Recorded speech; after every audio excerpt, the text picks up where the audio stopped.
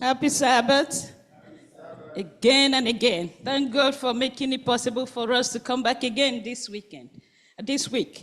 My memory text will be taken from the book of Isaiah, chapter 40, verse 8. It reads, "The grass withers, the flower fades, but the word of our God stands forever." May the Lord bless reading in Jesus' name. This takes us to lesson 6. The title is The Two Witnesses. And we remember that we've been studying about the great controversy between Christ and Satan. Since the beginning of this quarter, the Word of God has been going through a lot. It has been shredded. It has been ripped off. It has been locked. But it stands up to today. People that brought the message has been killed. They've been jailed. They've been mocked. But the word of God continues. It takes us to this lesson today. The two witnesses. So this morning we're going to understand who these two witnesses are and what their testimonies are and how long their testimony will continue. As our elder Nnamdi brings this lesson to us, may the Lord help us to open our heart so that his word will continue to be indelible in our heart. In Jesus' name, amen. Amen. Amen. Let us pray for our teacher. Mighty Jehovah, we have come again. This is the time for us to study at your feet. Your word, Father, is a lamp unto our feet and a light unto our path. We have come to study it. And we have learned, mighty Jehovah, that the grass withers and the flowers fades, but your word lives forever. We want to know this morning the two witnesses you have given to us, what they are and what they are saying, and how we will abide by them and how they will give us life. Come and be with your manservant who will bring the message to us this morning. Father in heaven, speak through him that your children will learn and understand and put in our lives, in our actions, in our character, that will be changed. Thank you, Father, for being with us during this study hour. Give us listening ears. Give us hearts to understand. Illumine our hearts, mighty Jehovah. In the name of Jesus, I've prayed. Amen.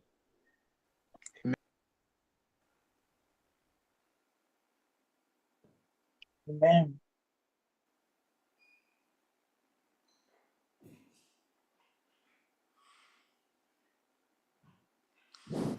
I want to also welcome everybody back to this wonderful Sabbath.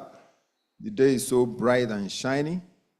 Many that traveled are here, and I know we have a whole bunch also online worshiping together. And in our Bible study this morning, our focus is just what our sister highlighted in her prayer. Who are those two witnesses? What was their message? What impact did it have on the church? And also, do we find ourselves in such a situation? Is there going to be a repeat of what the two witnesses went through? So this morning, our memory text in Isaiah 48 says, "The grass withers, the flower fades, but the word of our God stands forever." Amen? Have we seen the grass withering away? Have we seen the flower fading? Yes. But what about the word of God? Most of us, we have the real hard copy of the Bibles in our hands. If you go through it, you will see when they wrote that version of the Bible. Either King James, NIV, ESB, or any other version, you see the date when they wrote it. Many, many years ago. And it says, the word of the Lord stands forever. The Bible is the word of the Lord. From the time we were born, our mommies and daddies started feeding us with the word of God.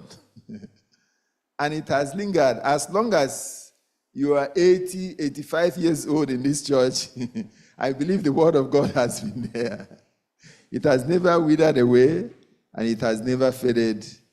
So that is the expectation, that this word will going to shine, be a light, and let that light also pass on to other people. They gave us a graphic picture of the scroll and what looks like the Bible there. And I want to read the first paragraph there. It says, through the centuries, God's word has been dissected, doubted, and discarded. Through the centuries, it looks like something in the past, but what about in the present? Has it been dissected, doubted, and discarded? It has been chained in monasteries. We learned that either last week or a couple of weeks ago. Burned in public squares. Can you imagine that? Burning the word of God, gathering them, setting them on fire. What do you want to achieve by doing that? Torn, shredded. I don't know how I feel. As I'm reading it, I'm just feeling somehow. I'm so uncomfortable hearing about this. Its believers have been ridiculed. The believers of the Word of God. Are you a believer of the Word of God? Have you been ridiculed? Take your mind back when you associated with other people, when you made yourself known, when you had to tell them, yes, this is my belief, this is my faith, this is what I do, this is what I don't do. How did the people in that circle, how did they respond to you? Have you been ridiculed, mocked, imprisoned, or martyred? Through it all, God's word has prevailed. Some people went through this. What about you? This lesson today is, if there is any way we can bring it down home, I will really appreciate it. I struggled to see how I can do that. But with your presence here, I will seek your help to help me bring it down home. The medieval church persecuted faithful. Look at what it says, medieval church. It didn't say the government. Persecuted faithful. Look at the word faithful. When it says somebody is a faithful member of that church, and it says the medieval church persecuted faithful Bible-believing Christians. How can that be? People, yet God's word illuminated the darkness. Oppression and persecution did not stop the proclamation of the word of God. And when you look at the work of that great translator, William Tyndale, I was wondering, I thought about that man. And I said, what motivated him? What prompted him to do what he did? Imagine those times, 17-something, 18-something, going ahead to translate the Bible. I believe in English and many of them in local languages, people did that. And do you think they were using computer at that time? Handwritten. How many? And you know the pen. Growing up, I met that pen, that ink we use in writing. You dip it in something and you write something. Imagine what they used in writing, how long it took this man to do this.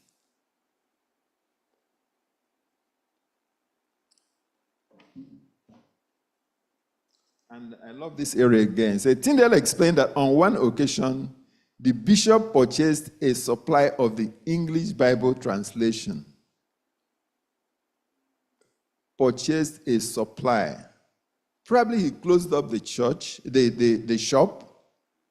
And look at it. He didn't say that it was a government official, a minister, a commissioner, or a governor. He says, the bishop. Where do you see bishops? In churches.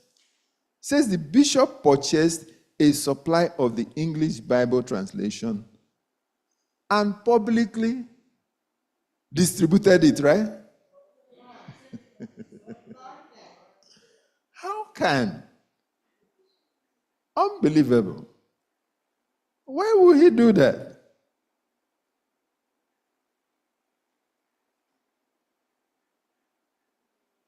What the bishop did not know at that time was that he was greatly aiding the cause of the truth.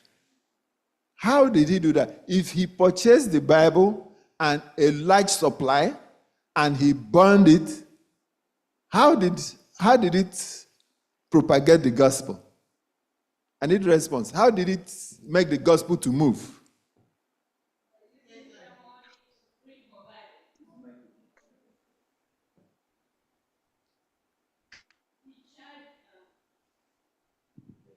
He charged the bishop exorbitantly and used the money to print more Bible that he did distribute.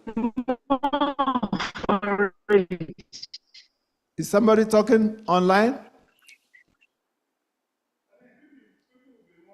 Yes, he said, I just wanted to say what she said. He paid more thinking he was buying everything, not knowing that he was giving more money for the books to be printed. Thank you.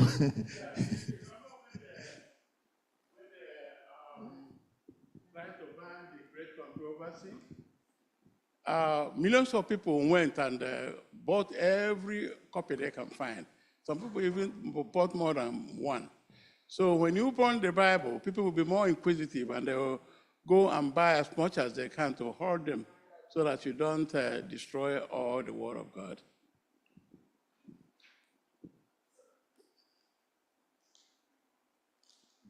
The introduction also said that Bishop Durham bought a supply. A supply is not exhaustive. It means a whole warehouse. you could buy a whole warehouse, but that is not the end of that printing. So you see, when the devil wants to use you, he kind of closes your eyes also. So if your intention was just to buy as much, even no matter how much it costs you, and then destroy those supplies, just don't forget that there is still another, at least one more print is somewhere. The manuscript is somewhere. The manuscript, you didn't burn the manuscript. So when the devil wants to use you in this great controversy, he also closes your eyes.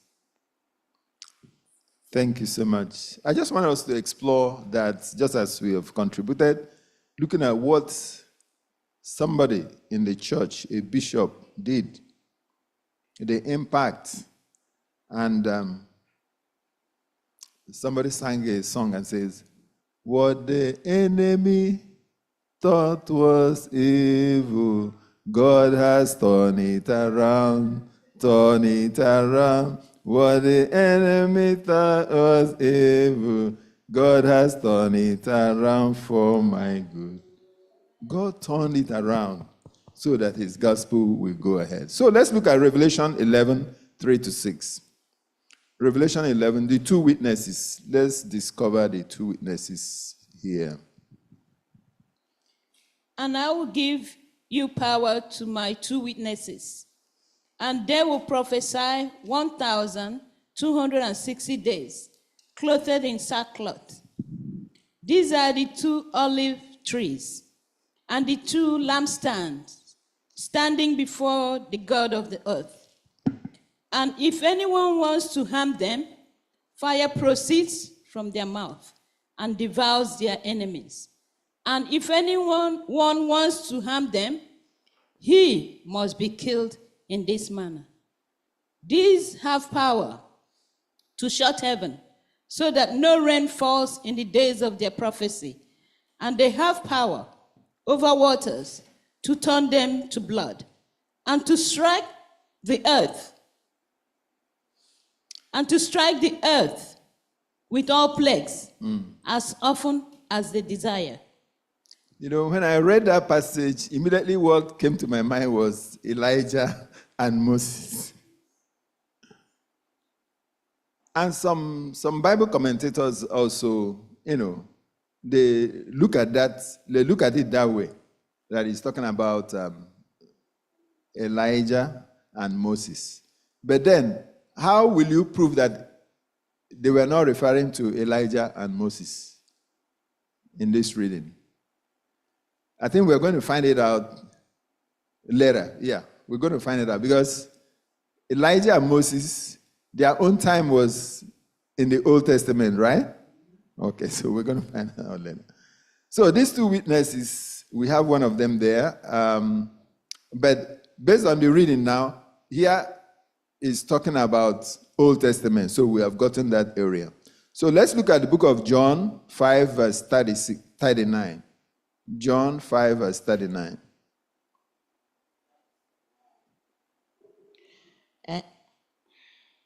Yet you refuse to come to me that you may have life.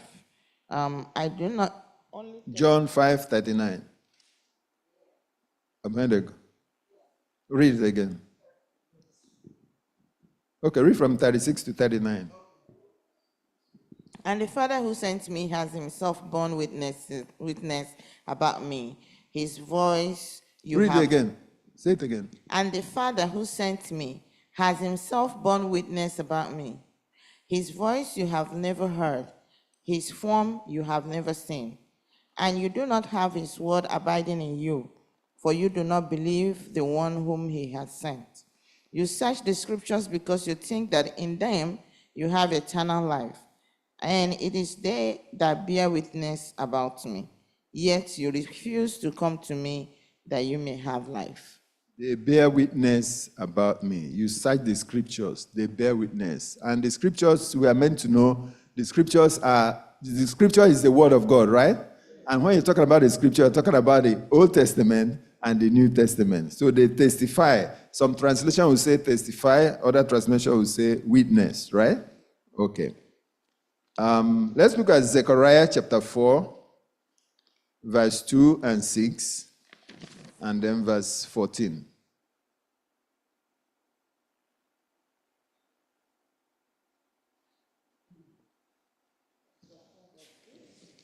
Yes, Zechariah 4, verse 2 and verse 6, and also verse 14. And he said to me, verse 2, and he said to me, what do you see? I said, I see and behold a lampstand all of gold, with a bowl on the top of it, and 7 lamps on it, with 7 lips on each of the lamps that are on the top of it. Verse 6 says, then he said to me, this is the word of the Lord to Zerubbabel, not by might nor by power, but by my spirit, says the Lord of hosts. Amen. So, in the reading that we've seen, when we're talking about oil, it said 2 olive trees, 2 anointed ones, lampstand, the oil fills the lampstand, and also the lampstand is referring to the churches, okay? Then the word of God will be propagated through the inspiration of the Holy Spirit, through the churches, and they will go ahead to spread the gospel. What I want to bring out here is what the Holy Spirit does in our lives, what the Holy Spirit will do by using the 2 witnesses in propagating the gospel of the Lord. Moses and Elijah, they brought them out here to show what they did during their own time. They didn't allow the word of God to die. They really went out to proclaim it. Those who seek to harm the scriptures will be consumed by the fire that comes from their mouth. God says, because you speak this word, behold, I will make my words in your mouth fire. So there is power in the spoken word. Heaven and earth was created through the word of God, by a spoken word. And God has empowered us, given us that power to use on the authority of his word, to declare goodness, to declare something good to people, to declare blessing. I know there are curses and blessing, but we are looking at blessing. So we also need to be mindful of what we say and how we say it, because there is fire in our mouth. In John 5, verse 39, Jesus declares that the Old Testament scripture testify, they bear witness of him. He also says that the gospel will be proclaimed as a witness to the whole world. Of course, when Christ was on earth, he was quoting the Old Testament, right? Yes, he was quoting the Old Testament. And let's look at, I think our last reading will be Matthew 24, verse 14. Matthew 24, verse 14. And that's a popular, Matthew 24, passage. 14? Yes. Okay, it says, and this gospel of kingdom we preach in all the world as a witness to all nations, and then the end will come. And this gospel of the kingdom, the message about the coming of our Lord, it has to be preached. Jesus Christ will come again. That was a big charge given to God's people, and it has been given to us also as Adventists to preach the everlasting gospel of the kingdom, Matthew 24, 14. So who are the two witnesses? In conclusion, he says they are the Old Testament and the New Testament. They testify of Christ. They reveal Christ. And we are to use it today to let people know who Christ is, that we believe in him and that you are following him. Have you heard some people say, there are, in Christianity, there are some people who believe in the Old Testament and they don't believe in the New Testament. Have you heard of that? Yes. And there are people who believe in the New Testament, they don't believe in the Old Testament. Yeah. So if you meet, she's saying the Jews don't believe in the New Testament. Imagine you having a Jewish person as your co-worker or a friend or a neighbor, and when you talk about the New Testament, he said, no, brother, don't bring that one. Even today, Christians, they don't believe, some of them don't believe in the Old Testament because they say that New Testament, that Christ said, you won't have new. So it covers, to them, it covers the whole Old Testament. So those things, we see that those things happening today. And that's it's a big problem. The Lord is saying the two witnesses, I'm going to give them charge. I'm going to give authority to them. So there is power in the word of God. They are relevant. If they weren't relevant, God wouldn't have said that. But they are relevant today and we need to use it. Anybody has any contribution in that part of the lesson? Let's go to the prophetic time period. This has been coming up, and every time we are having our study, 1260 days or years, 42 months, 3.5 times, right? It has been coming up, and I think we should have known that mathematics. That's one of the areas that we have mathematics in the Bible. So we do that calculation, and we know it very well, that from 538 AD to 1798, something happened historically in Christendom, something happened. And we should know that. If you have taken time to read the Great Controversy, you will see a lot of things related to this part of the lesson. So I will urge you to also find time and read your Great Controversy. It will help to explain certain things which we cannot exhaust right here. But it says the two witnesses will prophesy 1,260 days clothed in sackcloth. I know some of us have looked into this lesson. What do they mean by being clothed in sackcloth? What does it mean? Mourning. Period of darkness. Period of darkness, torture.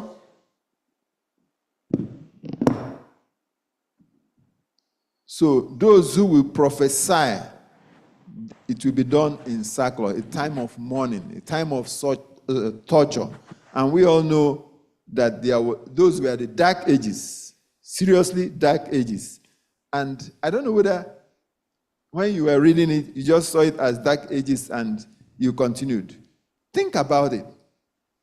Think about it. From the time Christ left, the apostles did their own, AD 34 to 538. Things were moving on. People were worshiping God. And from that 538, things just changed automatically. The pagans that were in control, they changed everything automatically because of that unification, church and state combining. And then problem came up. So during this period, during the introductory part of our lesson says, the word of the Lord was dissected, doubted, and discarded. Many were chained in monasteries, burned in public squares, torn to shreds, and the believers were ridiculed, mocked, imprisoned, and martyred.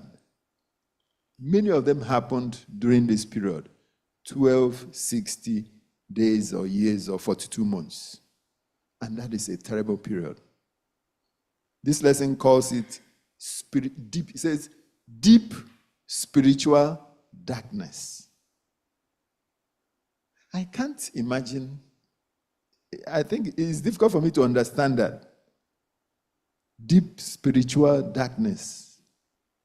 People were going about, doing their business, going to work, believing in whatever that they believe in, worshiping whatever they believe in.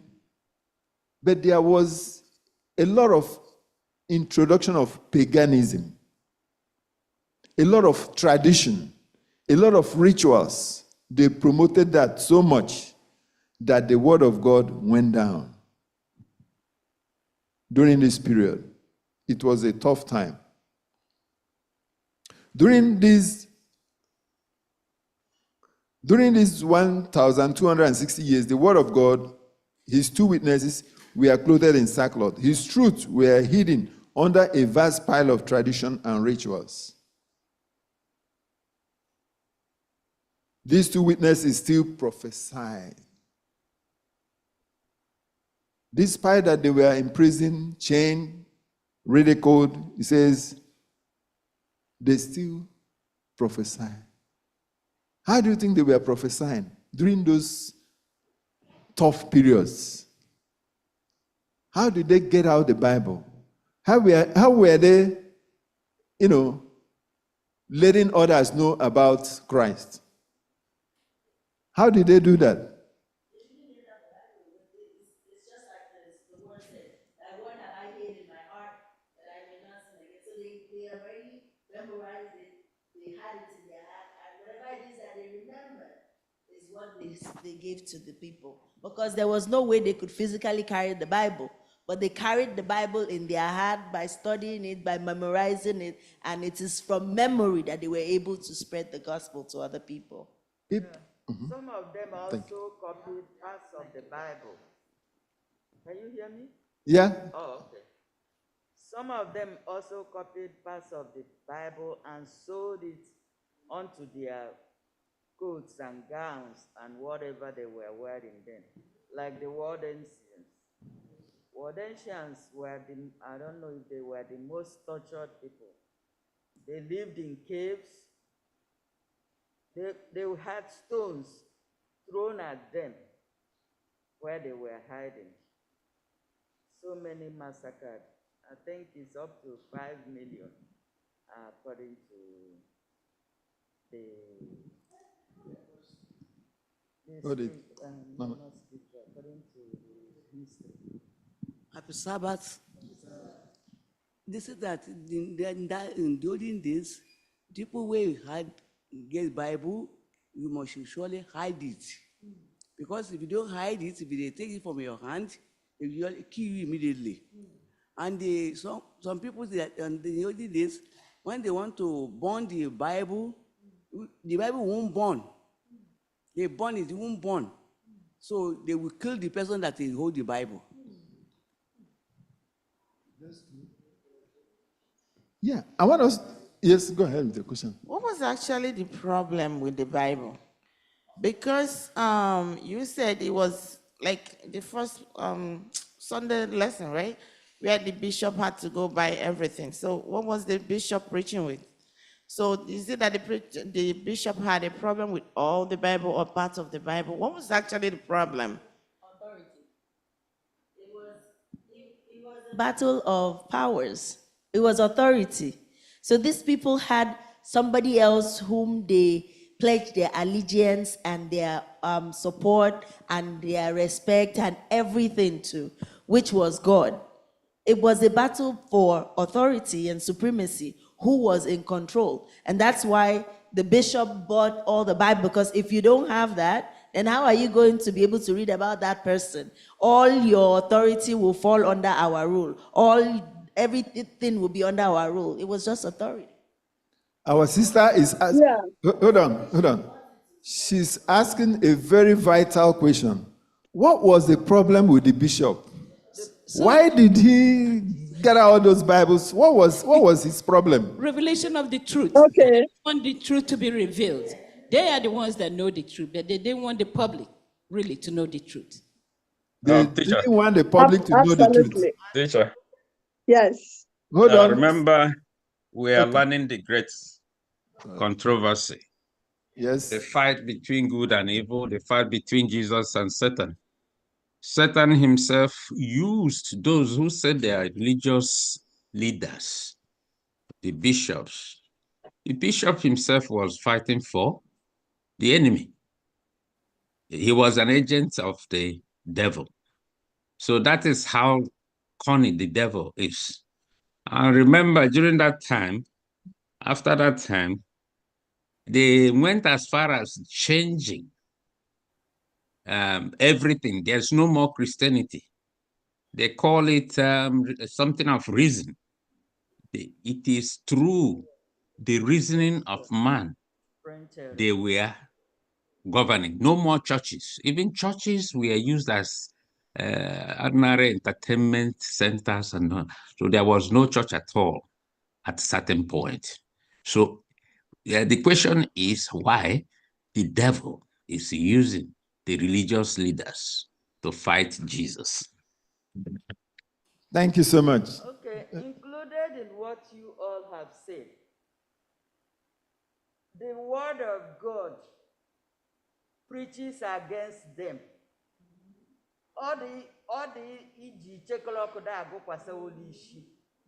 Because there's so much tradition that has overtaken the church, and that they don't want anything truth to be preached in the pulpits.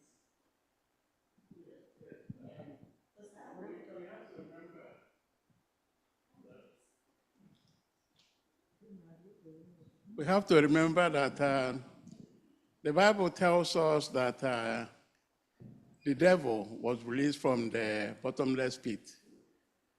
It was during the French Revolution when they wanted to establish the atheist religion. to take over the world. They wanted to abolish anything about Christianity and the Word of God. So that was what happened. That's why they bought the Bible. They wanted to have the Bible extinct so that anything Christianity will not be heard at that time, only the atheist religion. That's what I think is what happened. I can also add, I think they were afraid of losing control. Yes. Okay. All your contributions are very vital. And I pleaded when we started, if there is any way we can bring it down home. Do we see the Bible being used in public schools today? Why? Why would they do that?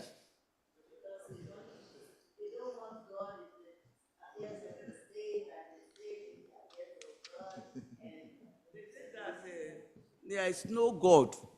And on one verse said that Ashiwere sọ pé Ọlọ́run kò sí. Waiting the English. Yeah, that the fool believes that there is no God. Yeah, Ashiwere èèyàn sọ pé Ọlọ́run kò sí. So those people that they say there is no God, and God is showing them inside their body, they won't talk. He showed them because God is wonderful, it's marvelous. The truth is that they try to hide it under the guise of separation of church and state. That the church should not be introduced in the affairs of the state, and they believe that education is a matter of the state.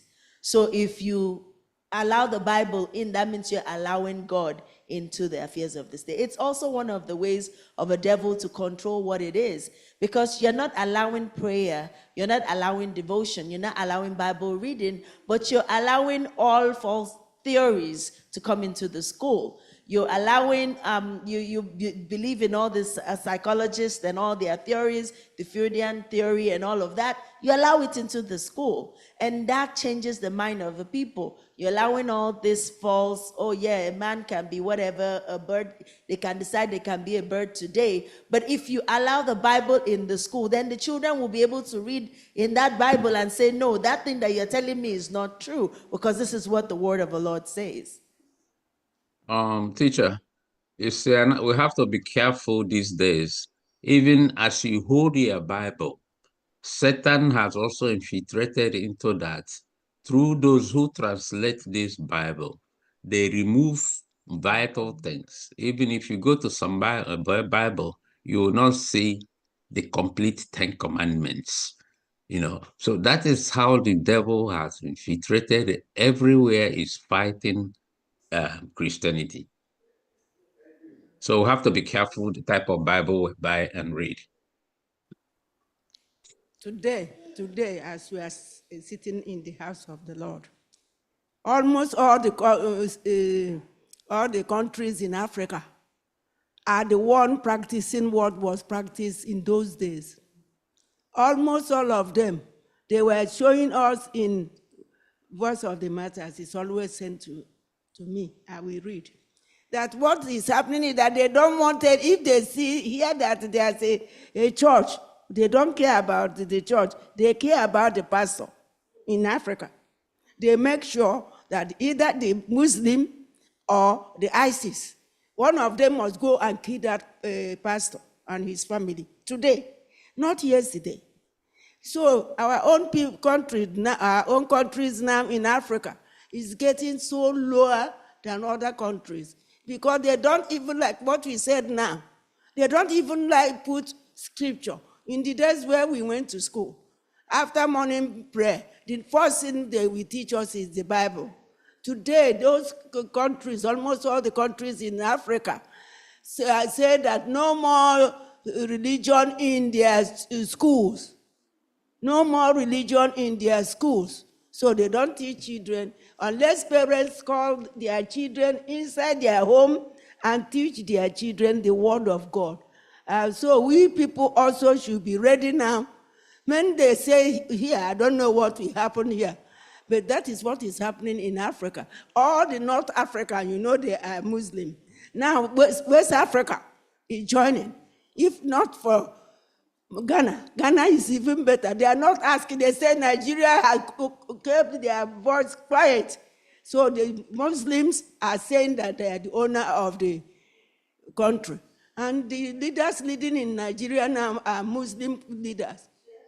They are Muslim leaders, so we should be careful.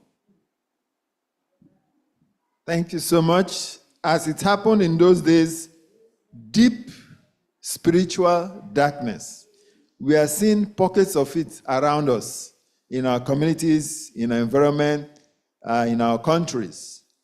But we should not fear. Are we going to be afraid? No. Ellen White says we have nothing to fear, except we forget the way he has led us in the past. If he led the Waldenses, John Hus, Jerome, Martin Luther, Ulrich, Zwingli, John Calvin, Charles Wesley, these great reformers, just imagine what they went through.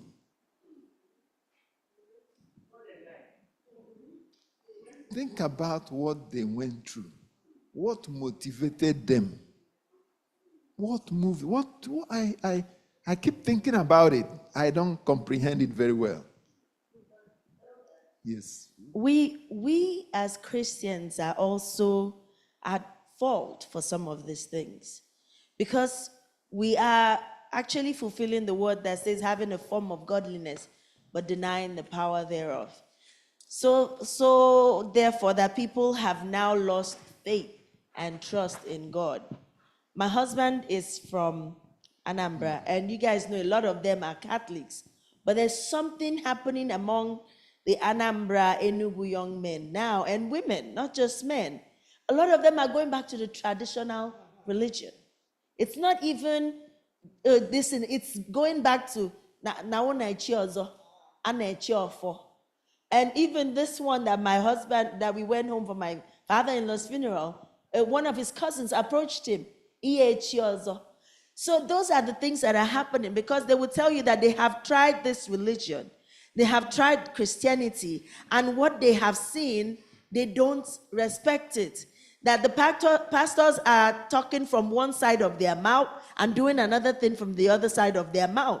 That the pastor would have billions and jets and security and everything, and the church members are struggling to make ends meet. And you're telling them that that is the kingdom of God. Meanwhile, back then, the people, they believed that the forefathers, the elders, everybody shared, and it was communal living. Everybody took care of everybody, and it was more, inclusive. So now it's more seclusive. You can't even approach the pastor without going through all this protocol. They have turned to mini gods on earth. So we as Christians are the ones even pushing people away. Before the government even makes policies, we ourselves are people that are pushing people away from Christianity, from accepting Christ. Thank you so much. Sister Nancy, go ahead. Sister Nancy, happy Sabbath. Yeah, I like just what Sister Oloma just said, because just exactly what I was trying to say. When we talk about church and state, or introducing church doctrine in the schools, that should never even happen, because church and state should never be together. It's supposed to be separate. So everything should be, let the church teach the church, let the school control what the state is supposed to control. But now we are seeing gradually how the devil has introduced a lot of things. Like I mentioned before, when we pay back home, we know, all of us, when we pay tithe, we never receive anything back, because you're giving it to who? To God. But what are we seeing in our own life today, in this place we are living? When you pay tithe to the church, then who gives you back your money? The state. Should that happen? Let's think about these things, because we are the one forcing ourselves to the state. Now, what would the state do? Accept whatever we give them. Now, even our children don't even believe, like we just mentioned, Oloma just mentioned. The pastors are reading, but they are not sticking with what they are reading. How about you and I, who have known the truth? Are you making any difference? Because that's the most important thing. Not just reading it. Are we reading and believing that God that we are serving is merciful, is kind to those that call him in spirit and in truth? Let you and I make a difference. God is seeking you and I. God is seeking one he can use to reform the church today, not tomorrow, because we are heading into that same darkness. If you're not faithful to what you believe, you will fall away. Let us be careful what we are saying so that you do not be the one to cause the problem upon yourself. May God help you and help me in Jesus' name. Amen. I think the last two speakers, have brought it home. You want us to bring this as much as we can, to our own condition now. And, to actually get started, we need to look into our homes. It looks like we only have the control of our children up to a certain age, and then they are lost. They go their own way. They copy what they get in from their high school, in colleges, and at a point, they don't even want to come to church. So I wonder what will happen in the generations to come. If these kids are not strongly, built now and rooted now, what will happen in the generations to come? And as Sister Nancy come, we are really deep into the darkness of the Middle Ages. Yes, and that brings me to the question, will these things happen again?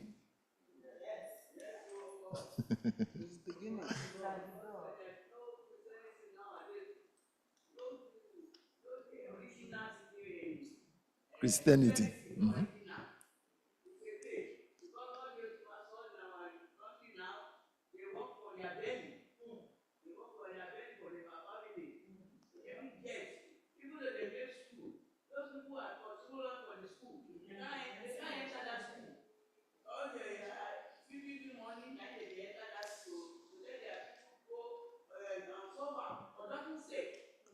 So all we have said now covers Monday and Tuesday, that while all these things were going on, the two witnesses were killed. The word of God went down. Tradition, ritual was promoted. So let's see the resurrection of the two witnesses. How were they resurrected, or how did they resurrect? Revelation 11:11. Now, after the 3.5 days, the breath of life from God entered them, and they stood on their feet, and great fear fell on those who saw them. During the time, it transited, during the time, all those great reformers, we know about William Miller, right? Between 1840, 1860, we started hearing about Millerite movements, and then we started hearing about Adventism. We started hearing about Ellen G. White. What was happening during those periods? The two witnesses, people who went out to spread the gospel, they started having groups. The two witnesses resurrected. People started believing again in different areas. Many people, because of religious freedom, they came over to America, right? The word of God started praying. When did the first missionary come to the East, come to Nigeria? Who was that Adventist that came to Nigeria in those days? Babcock, one of them. Who else? Clifford? The one at Ishugu, I think is Clifford, right? They started spreading, going to various areas. The two witnesses being resurrected. And that's how it came to us. It came to me and you. Think about what those Clifford or Babcock, think about the same thing I'm asking. What motivated them to leave their comfort zone and go to that mosquito-infested area?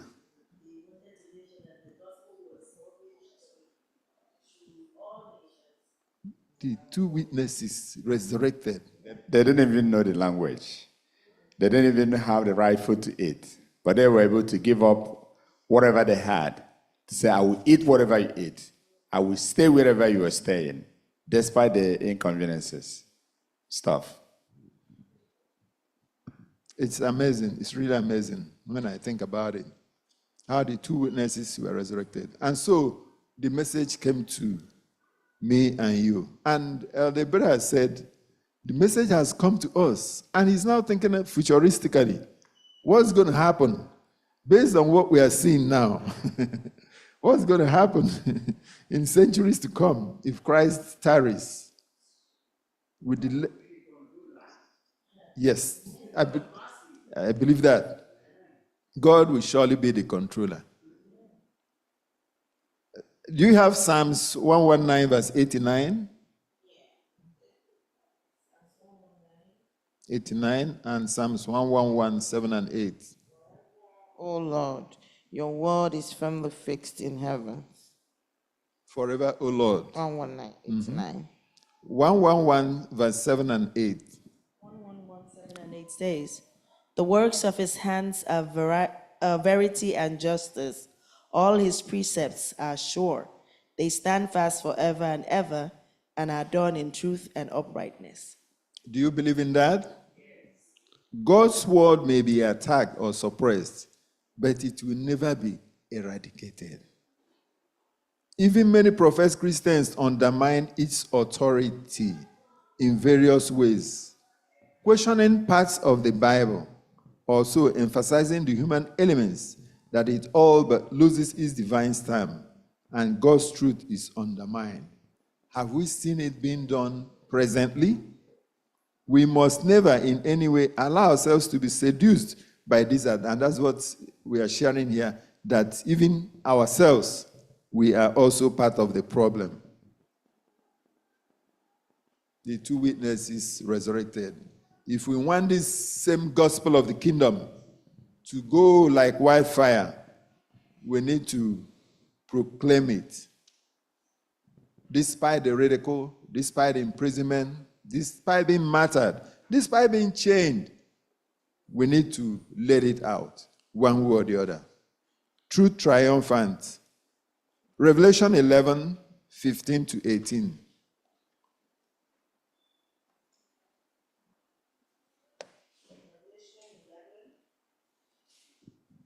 11, 15 to 18.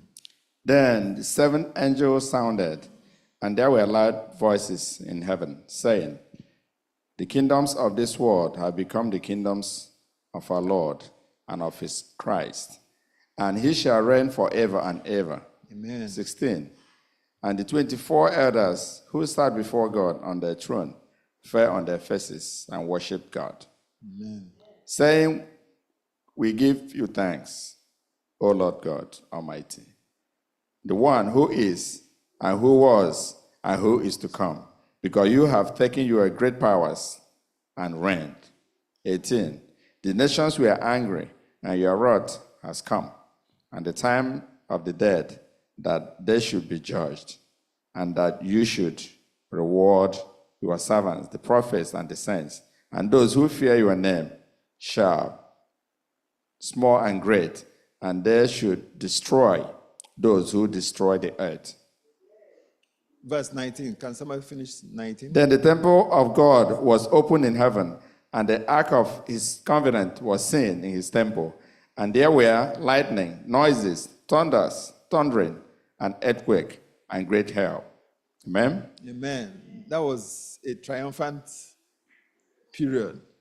People were rejoicing. You see how we started talking about difficulties, people being chained, tortured, what they went through. But at the end, look at the victory we are going to get when we persevere and remain steadfast till the end. And let us recite Revelation 14, verse 6. Can we all do that? Let's do that now. And this...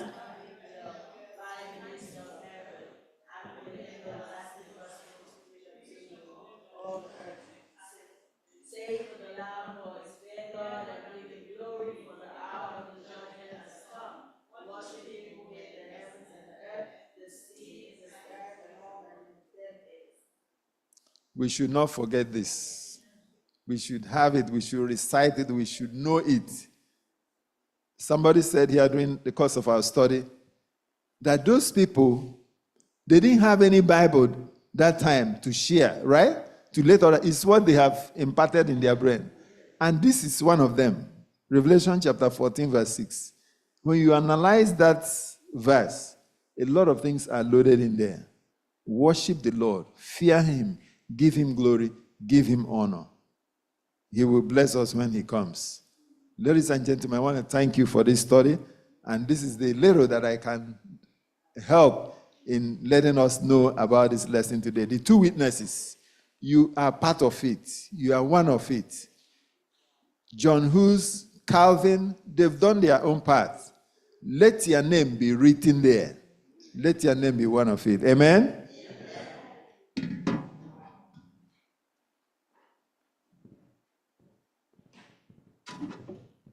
What a profound study, right?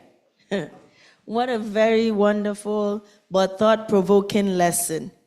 Thank you, Eldoria, because yesterday when we were studying with the pastor, in my mind I was wondering who's going to teach this lesson today, because it's not an easy lesson to teach. I was hoping it was either Eldoria or Devi. When I saw it, I said, yes, very good. Because we needed somebody who could teach. We needed a teacher today, and I knew that the two of them could handle it. Thank you. May the Lord help us that we'll be good witnesses to his word, that will not just hear, but will put these words into practice, so that we will be able to join the 24 elders in saying, we give you thanks, O Lord, right? Because you alone is worthy of all praise. You deserve all glory, honor, laud, and majesty. May this be our experience in Jesus' name. Amen. It is now time for us to collect our Sabbath School expense offering. And you guys know what I say, right? Yes, please. You know what I demand for. I don't want your singles. I don't want the little notes. I always want you to deep down in the yes, Sister Gold, you're doing what I asked. Thank you.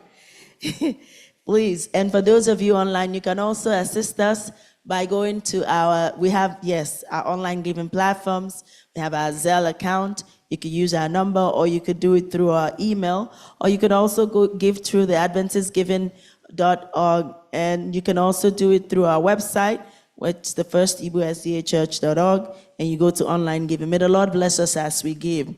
Amen.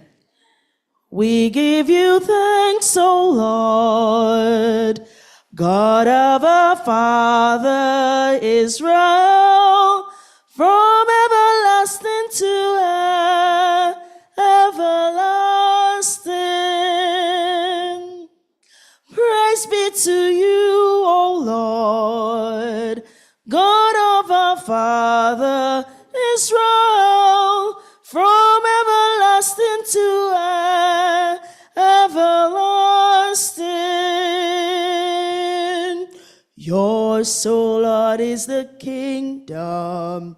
Yours, O Lord, is the power. Yours, O Lord, is the glory. You are exalted as head over all. Yours, O Lord, is the power and the majesty and splendor. For everything in heaven and everything on earth, everything in heaven and earth is yours. Wealth and honor come from you. You are the ruler of all things.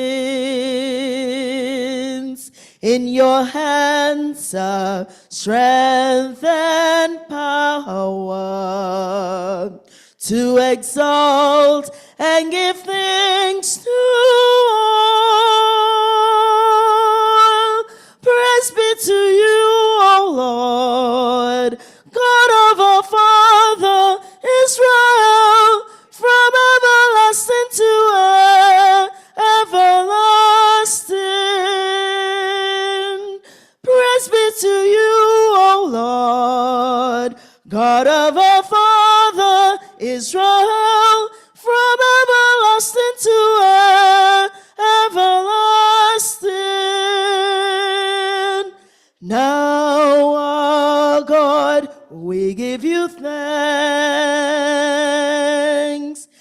our God, we give you thanks.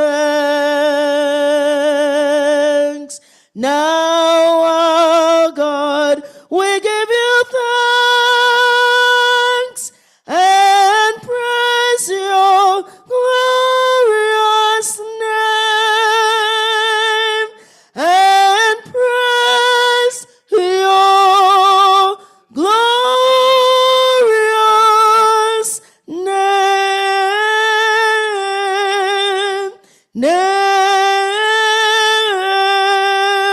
We give you thanks, oh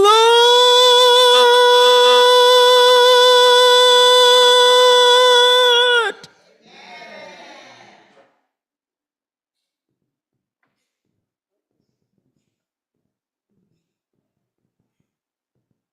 Amen.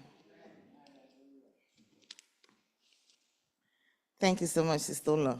That was good. Happy Sabbath once again. My assignment here is to give you a closing remarks.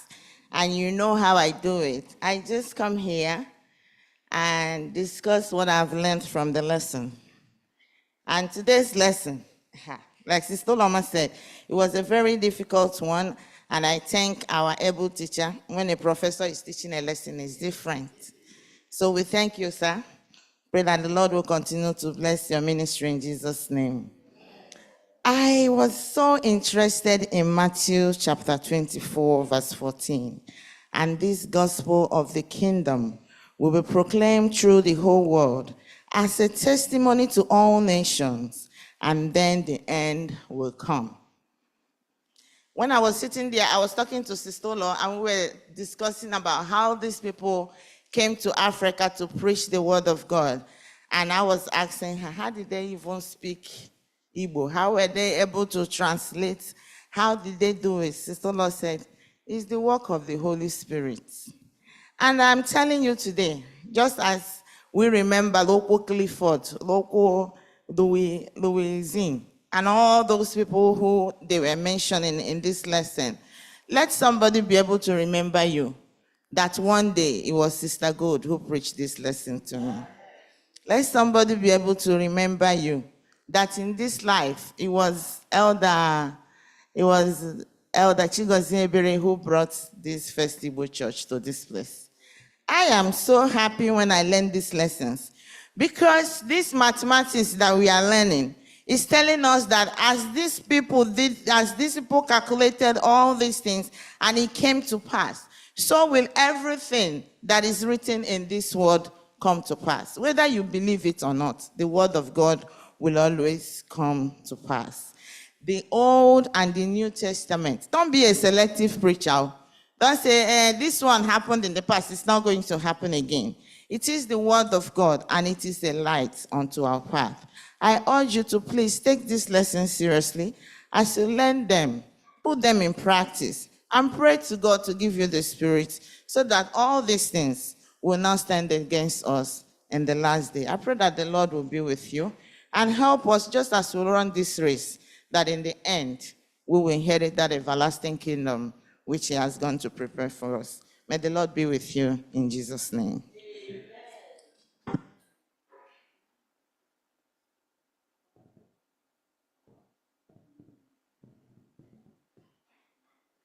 Let's all rise as we bring the Sabbath school to a close by singing from SDA 86. How great thou art.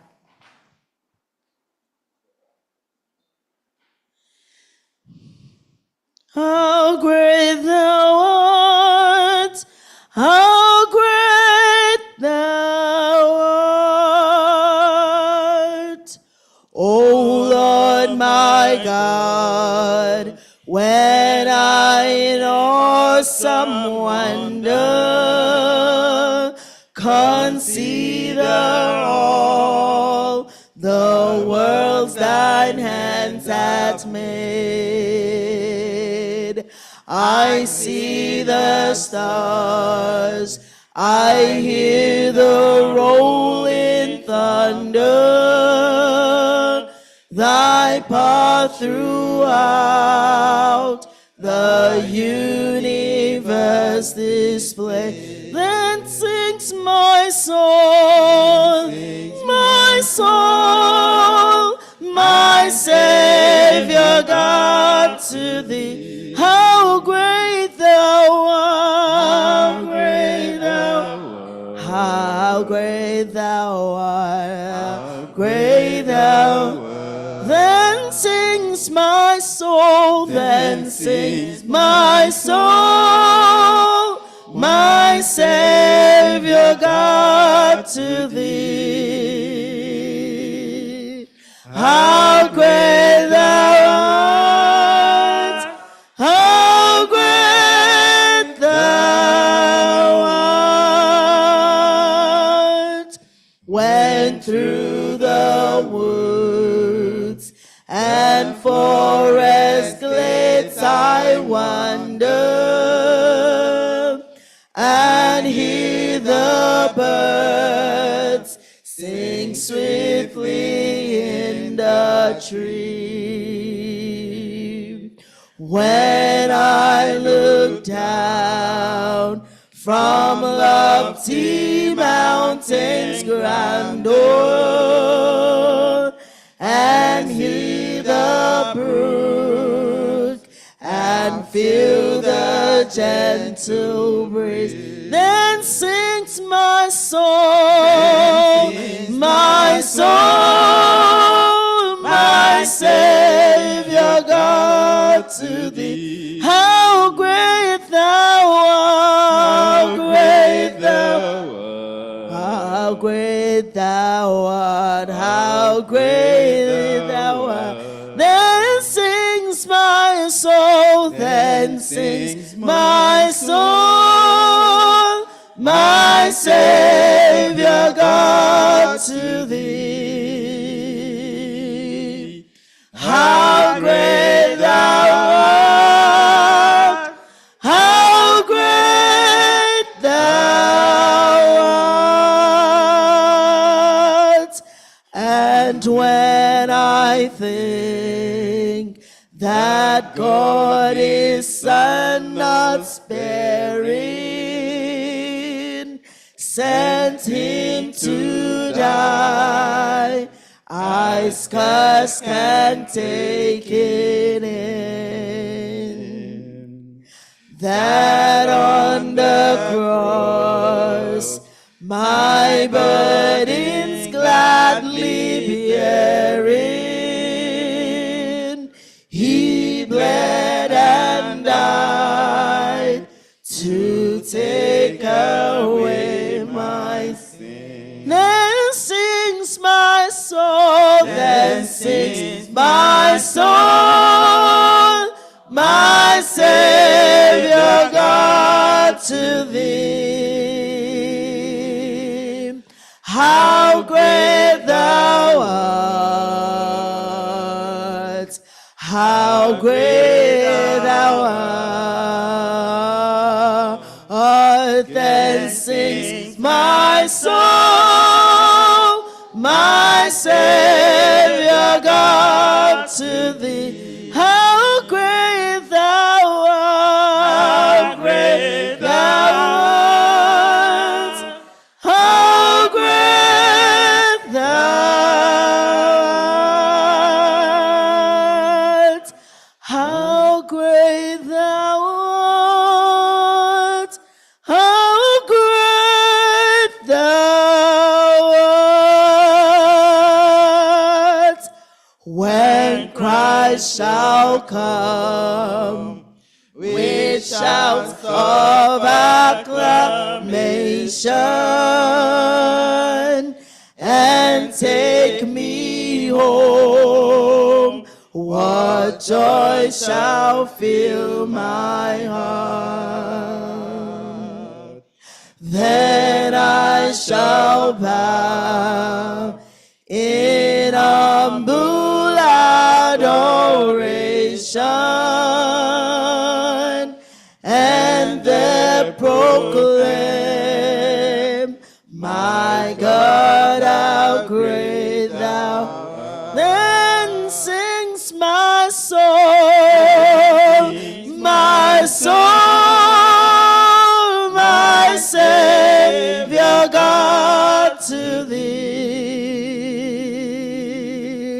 how great thou art, how great thou art. Then sings my soul, my soul, my Savior God, to thee. How great thou art, how great thou art, how great thou art.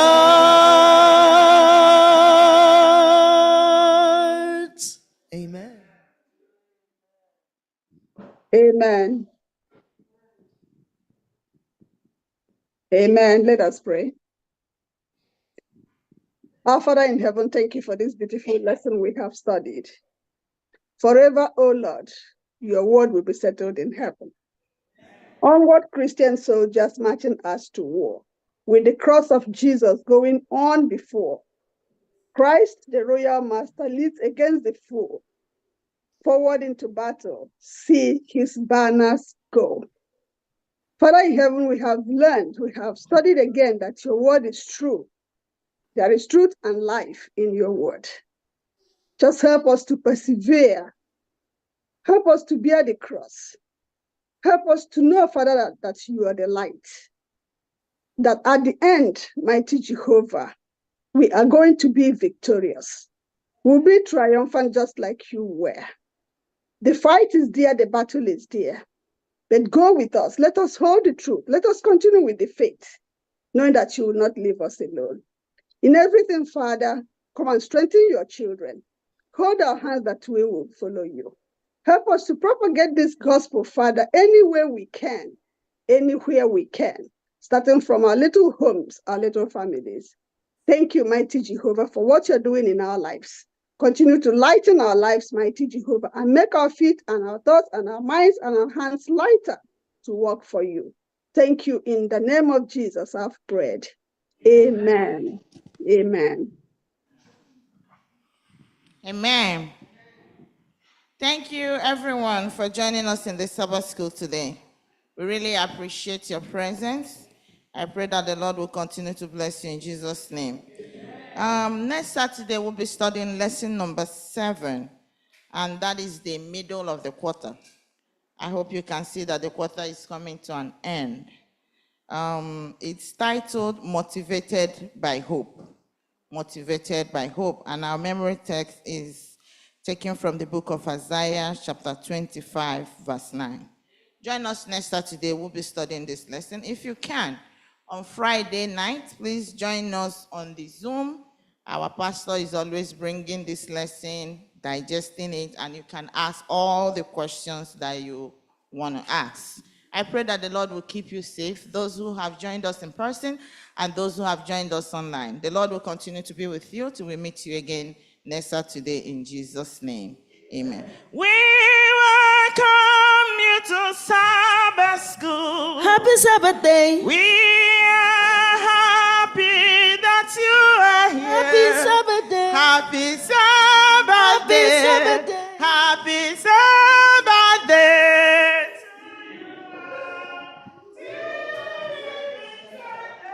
Hallelujah.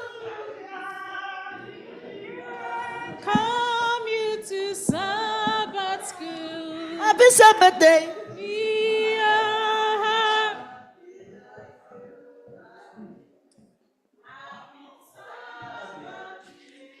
happy Sabbath day to you all, till we meet again. Happy Sabbath, everyone. How are we today? Okay, I'm going to give few minutes, couple seconds for everyone inside to join us.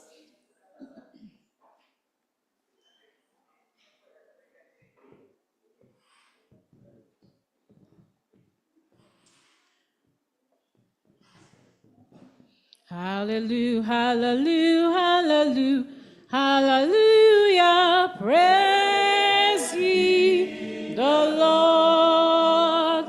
Hallelujah, hallelujah, hallelujah, hallelujah. Praise ye the Lord. Hallelujah. Praise ye the Lord. Hallelujah. Praise ye the Lord. Hallelujah. Praise ye the Lord. Hallelujah.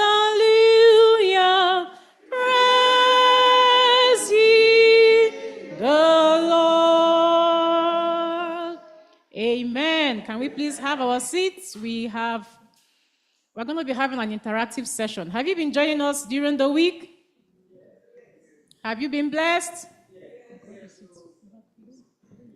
Have we been blessed? Yes. Thank you once again for joining us. Have we ever been in a school? Have you had the experience when you were in a school and you have a teacher who doesn't teach you, maybe never teaches you, or gives you an exam at the end of the session, at the end of the... No? No? You never experienced that? You had an exam without being taught? Okay, we're going to practice that today. We're going to practice having an exam, a quiz, without being taught. A lot of us here are very knowledgeable, not just health professionals. So let us see how much you know when it comes to your health, when it concerns your health. Let's have the PowerPoint on the screen, please. If you know the answer, please signify by raising up your hand. Like I said, a lot of us are knowledgeable. If you want to add something, if you want to give us an information, if you want to share any knowledge, please feel free to stop me and volunteer your knowledge. Our online members, you are also allowed to participate. All right. You ready? Okay. Can we? All right, let's read. What is the recommended daily water intake for adults? Oh my goodness. So many hands up. We need a microphone. Okay. Let me hear from Dachigo. Ah, okay. You see, it's easy. It's possible to go to school without being taught. Don't you see? 8 cups. So basically, 8 cups accounts to 2 liters. You need 2 liters of water a day. Every single day, 2 liters of water. Okay? 8 cups. A cup is about 250 cc. So 2 liters of water keeps you healthy each day. Let's go to the answer. Next question.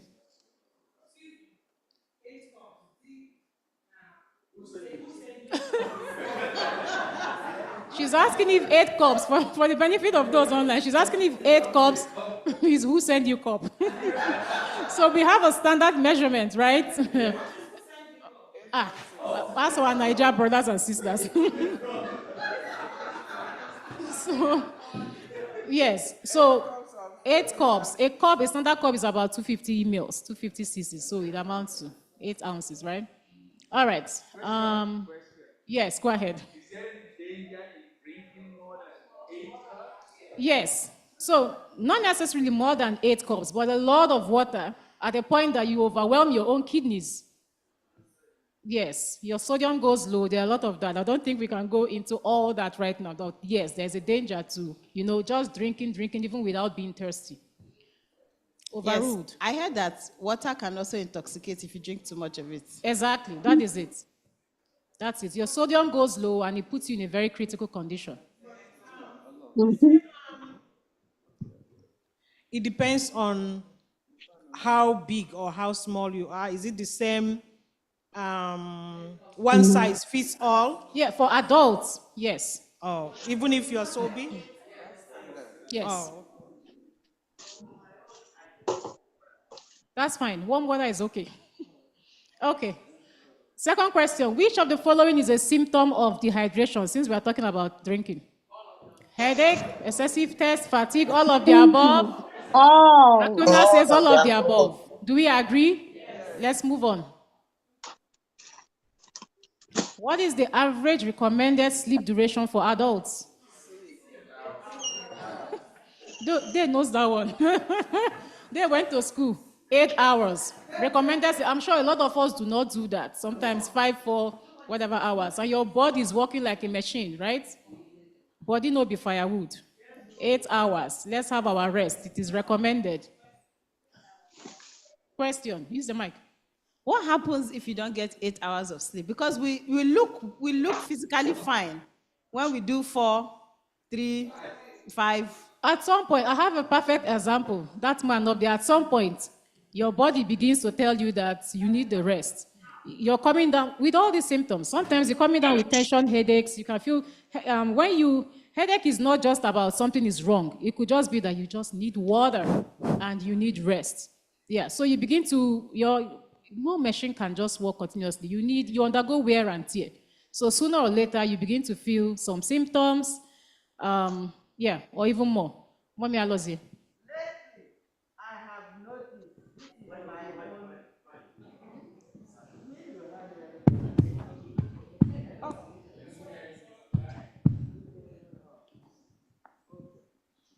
Lately, I have noticed, this may not be in the book. People who don't sleep well, they have problem. Sometimes they see things that are not there. Not there, thank you. They hallucinate. I agree with her. There you go. I also think if you don't sleep well, very soon you will start looking older than your age. Do we agree? Yes, when you begin to sleep too much, check yourself. Maybe you're depressed or something else is going on. Yes, because you cannot just sleep too much. Okay, next question. Make it bigger.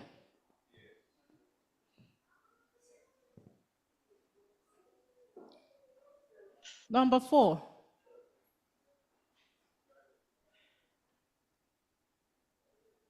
Which exercise is beneficial for cardiovascular health? Running, weightlifting, yoga, stretching. I'm supposed to answer that one. Who agrees with stretching? You are thinking aloud. Who agrees with yoga? No. Running. Running, of course, running. You need a kind of exercise that would make your heart beat faster, right? We want it to pump more and all that. Yes, Ms. Alozie? Usual. I disagree. Because if you are able to do a quick walk, thank you, that's the right word. If you can do brisk walking, it will help you. Not everybody, Beatrice any man, also. Yes, ma'am. Exactly. Brisk walking is safer. One house. Eh? What did you say? Ma, continue. Oh, okay. Brisk walking is safer. That way, you are using all your muscles. Exactly. If you are elderly, we usually recommend exercise as tolerated. That's the word, as tolerated. So if you're younger and you can run, 30 minutes a day is fine, right? In addition to other kinds of exercise like yoga, weightlifting, you could also be able to do.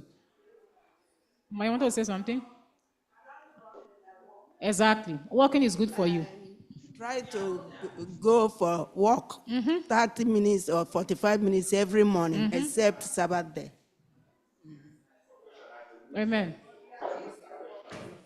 We answered the question. Let's move on. Okay, what is the recommended amount of physical activity for adults per week as per WHO? Hours.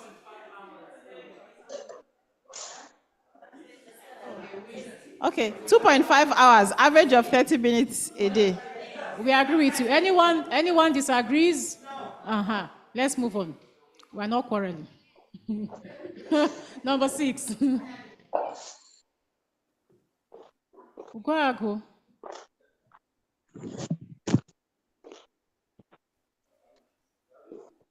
Yes, vitamin D is sometimes called the blank.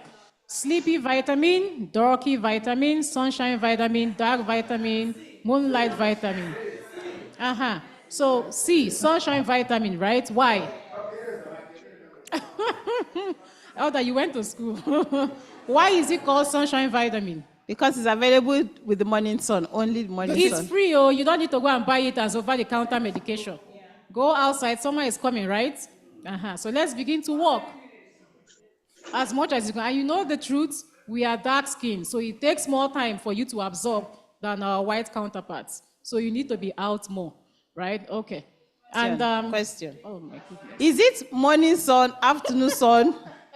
Which of the sunlights? We always recommend morning sun, not the one that's going to burn you, not the one that will burn you and give you sunburn. We always recommend the morning sun. Now, on that note, if you're above 50, 60, 65, you need to be taking calcium and vitamin D every day for your bones, right? We need to do that for your bones. How many milligrams? Recommended. I'm not here to give you a dose. 1 pill a day. Meet me later. All right. Next question. Any comments? Okay. What? 7. Yeah, go ahead. Oh. What is the main function of vitamin D in the body? Strengthens the bones, promotes. Oh my goodness. You already Don't answered even it. Let me read. You answered it. That's why I say you guys can go to school without. They are smart. They can go to school, write exam without being taught. So A. So that's what we are still saying.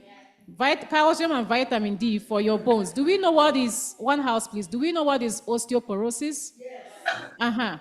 So, in view of osteoporosis, it is, Mama, I see a lot of our blacks, right? Our white Caucasians, our white counterparts may have it more, but we have it a lot. So, we need to be on calcium and vitamin D. Exactly. Yes. And especially if you have been on steroids, if you smoke, if you take alcohol, there are a lot of risk out there. Or just age. Age alone is a risk factor, okay? Calcium and vitamin D, recommended. All right. Next question. Which of the following is a healthy blood pressure range for adults? I did not say elderly, I said adults. There you say? B. Do we agree? B. Okay. So we want your blood pressure to always be within that range. It doesn't mean that you cannot have a blood pressure of 110/70 or 110 or 100/60, right? But we don't want you going at most. We don't want you going above 125 and also 85.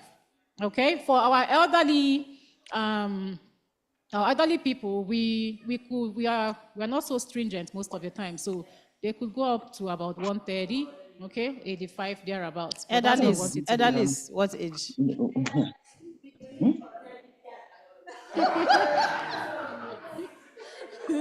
All right. Question answered. Elderly and above is 65. All right, let's go. Which of the following is a high fiber food? White bread, white rice, oatmeal, soda. There, you know this one? Oatmeal. Okay, we agree. And so, just like Namdi said yesterday, we will start bringing cholesterol-free food, a lot of oatmeal to the church. All right, we know this. Let's go. We will try, ma. And just to mention, we know, okay, we'll see it in the next question. Go ahead. Question 11. Okay, what is the recommended daily intake of fiber for adults? Don't worry, just guess. Ulo says B.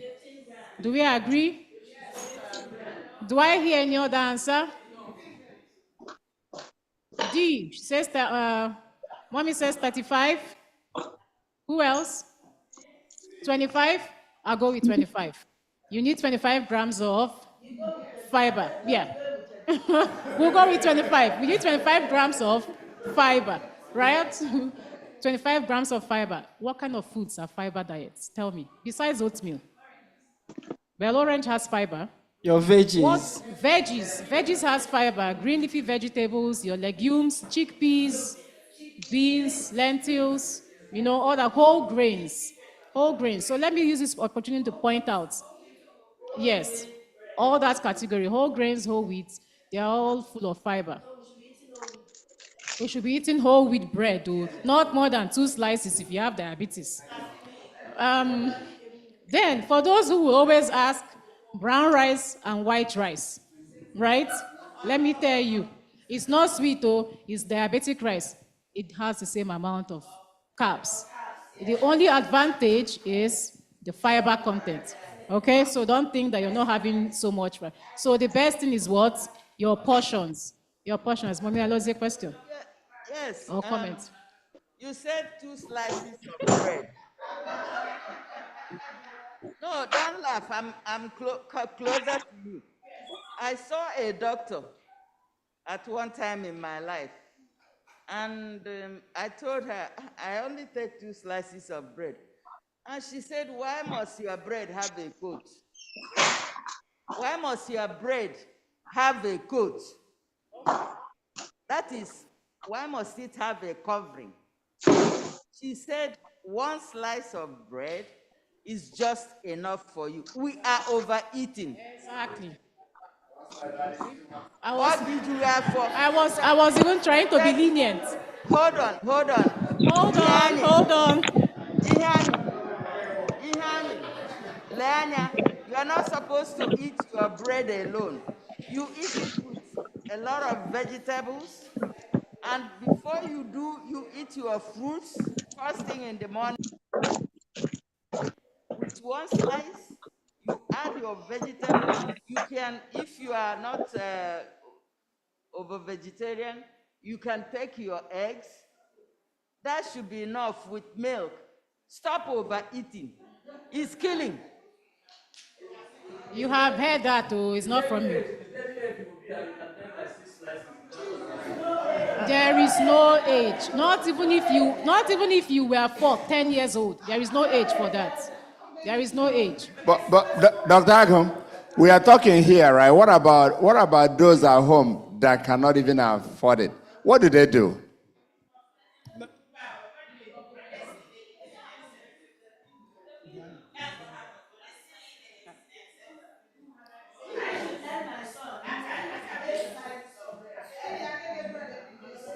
They eat agege bread. One house. When we were younger, you even prefer those ones that you can squash. Your hand like this. Are we younger, my boy? Squash and, you know. Even now, that's younger. Hey, you have to stop. Okay. One house, Madam Chico. Okay. This is in reference to rice, both white and brown.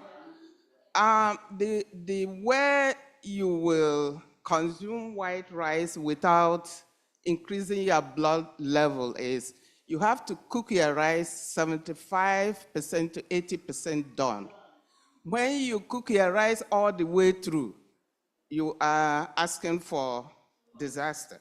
So if you cook white rice 75% done and you eat it, the amount of time it will sit in your system is shorter than when you cook it all the way, it just stayed and go through all the process and create all kinds of sugar, increase in your, blood level. So it's just a tip. Thank you for that information.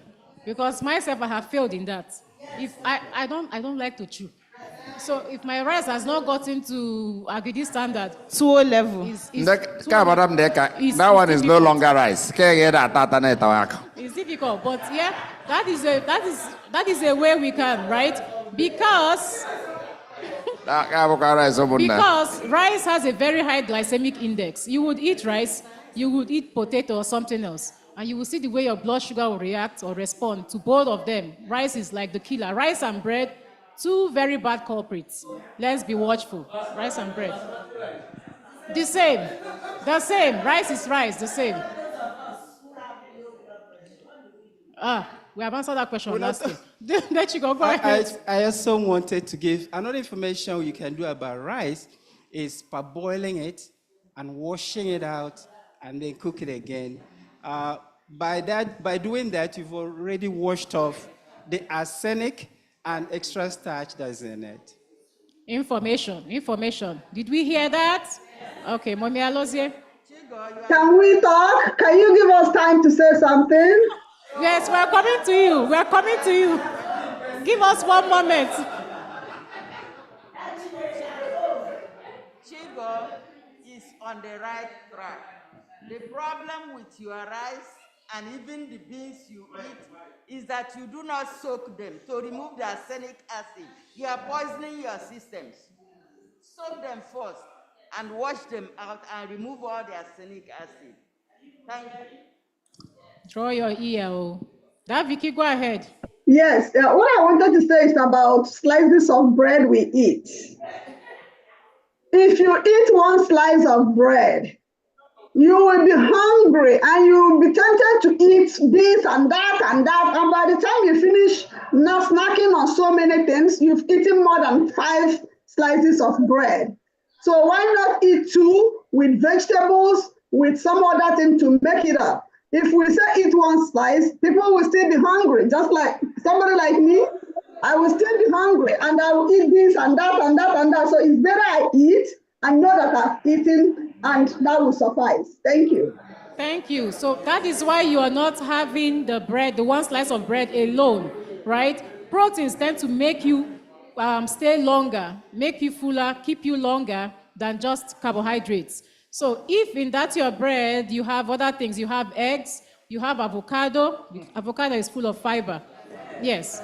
Any other thing, chickpeas, whatever, little amounts, then you will be able to stay full, at least for a while, 4 hours before the next meal. There, Victor. Overruled.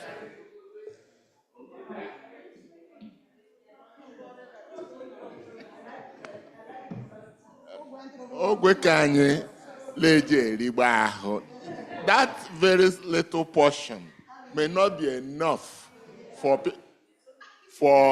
people like us, because like extra. Can I have second? So KG is running. Do tiny game. In answer to today's question, then you need more fiber and protein in your diet. Ogi make you last longer. You will last longer. You would not find the need to snack. Okay, and let us also know in doing this that the recommended whatever for men is also more than that for women, because they seem to be more active. This does not, yeah, they are more active. Most of them are active. So let's say you had a construction job and you're sitting in the office. Both of you are not the same. The person out there in the sun and being active, whatever he eats, he's losing, right? He's expending. Yeah. So basically, you need to expend more than you take in. Sister Vicky, one slide. Like, one slide all that time. No, I think one slide is running. Even one slice is it for somebody who is driving and you just want to have something quickly. You're talking vegetable. Will you be taking vegetable or starting? You can take vegetable, you can have chicken, you can have any kind of protein you want to add. Bron Nemeka, I see your hand up. Bron Nemeka, go ahead. Yeah, my wife wanted to add her voice. Go ahead. Hello everybody, happy Sabbath. I just wanted to make a suggestion for the white rice. We're talking about eating white rice. This doesn't mean that we don't control our portions, but especially for those diabetics, if you're going to cook your white rice, and you're going to eat white rice tomorrow, cook it a day ahead with a lot of water. You wash it and then you cook it with a lot of water, and then when the rice you drain. I think the line is breaking. She's breaking up, Nemeka. She's breaking up. Okay. Can you hear me now? Yes, try again. Okay. So I was saying that the rice, once you boil it with a lot of water and you're going to eat it tomorrow, cook it a day ahead. and leave it in the fridge because research has shown that the starch in the rice turns to resistant starch. So it doesn't raise your glycemic index as high as rice that you cook today and eat it today. Okay? So Yes. you can leave it in the fridge, and then when you are ready to eat it, you reheat it and then eat it. It makes less of an impact on your blood sugar than when you cook rice immediately and eat it immediately. Okay. Okay. Thank you. Thank you. Thank you. Yes. You got that, right? No. Okay. Well, so what she's saying is that if you cook your rice, the glycemic index decreases when you store it in refrigeration, when it's refrigerated. So it's lower as the days go by. So, but you have the highest glycemic index from rice when you cook it and eat it right there. And that's when we like it. Of course. When it's hot, like hot potato. Okay. Thank you for that information.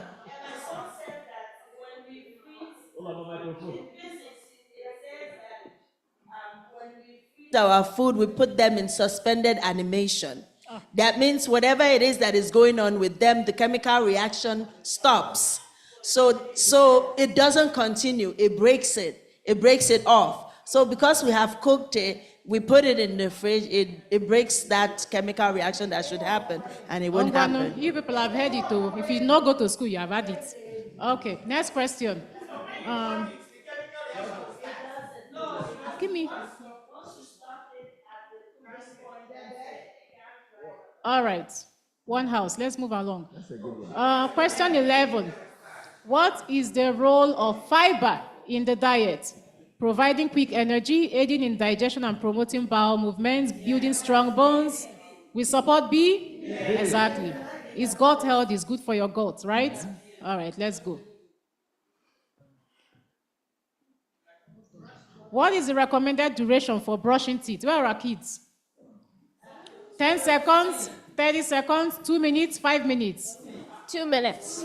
2 minutes, we agree? He answered 2 minutes, 2 minutes. Okay, let's move on. 2 minutes. Next question. Next question, I'm not your dentist. Go to your dentist, they'll teach you how to brush. What is the recommended frequency for dental checkups? Only when there's a problem. Who agrees to every 6 months? 6 months. Some people have never been to the dentist. Who wants to go only when there's a problem? Aye. The right answer is every 6 months. Let's move on. Ugoagu, next question.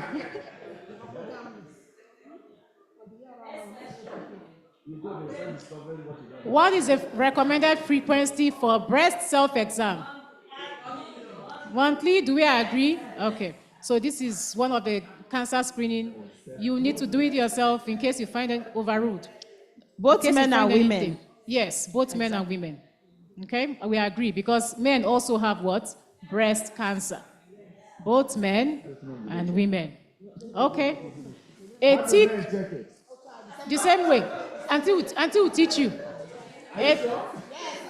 A thick, oily, dark liquid that forms when tobacco burns is what? We agree. Do we agree it's tar? Okay, so that's that thing that will be accumulating in your lungs, and sooner or later, you end up with what?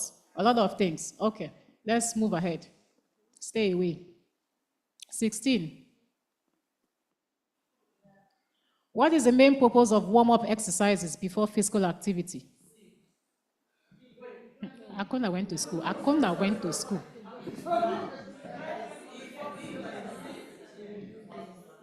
Who says B? B for boy. Who says B for boy? Who agrees? Okay. Who agrees to C? To gradually increase heart rate and blood flow. You don't want to go from a 0 to 100. Neither do you want to go from 100 to 0.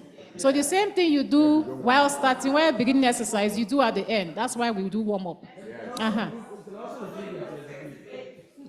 How? It does increase flexibility, but that's not the reason why you warm up. It's so that you don't want your heart to just jump up and come down.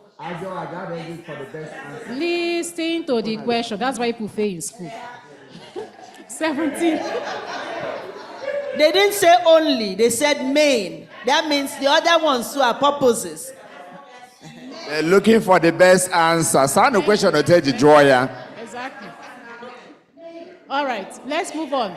17. Which of the following practices can help reduce the risk of cardiovascular disease? This one is a giveaway. Giveaway. Reduce. Reduce. B. Does everyone agree? So if you're elderly, does it mean you sit in the house because you're elderly? If your knees are hurting, does it mean you sit in the house and stretch it because your knees? If your knees are hurting, does it mean you sit in the house and stretch it? Okay? Just even walking within your parlor is enough. Moving up. Yeah. Yeah, you can dance. It's part of it. It's part of it. But basically, some of us have office jobs. You go, you sit down from morning to night in front of a desk or a computer. That's sedentary. You come out, you enter your car. You come out, you enter your car. Okay. We agree. That covers physical activity for today. Exactly. That covers physical activity. Okay, so let us not be sedentary. Number 18. Which of the following is an important way to maintain good mental health? Avoiding all sources of stress. You can't. Seeking professional help for all problems.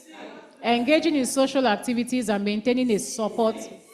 Do we agree with C? Yeah. We need to maintain a good support system. Oh. And engage. Don't be a loner. No man is an island, right? Engage. All right. Number 19. 19. If you feel anything, say something. If you see something, say something. Okay. Last question. I think this is the last question. What is the primary cause of cavities in the teeth? Where are kids? What is the main cause? If you chew gum today, it doesn't mean you develop cavity tomorrow. So, they answer the question as it is asked. Does everyone agree with C? It is the bacterial action on the sugar that you have taken, not the gum, C. not the sugar. Where are the kids that we are talking to? You see? They all disappeared. Please, let us maintain, let us tell them strongly to brush their teeth at night before going to bed. After brushing their teeth, they should not be drinking any other juice, soda, this, that, chewing, you know? All right. And I think that is, any questions, contributions? Our online members, are you with us? Question. Well done. Yes. Thank you. Question. Okay, you can wait. When we were growing up, my father was a teacher. And he taught us to use charcoal. Now I realize the importance of charcoal to clean your teeth. And it makes it wider. So that's my suggestion. Do we agree? Yes. We do. Chewing stick, charcoal, all of them join. Inka, go ahead. Yes, happy Sabbath church. I learned something new today because I can do portion control almost everything except rice. Yes. So now, at least you know to cook the rice and keep it in the fridge if you are going to eat it tomorrow. We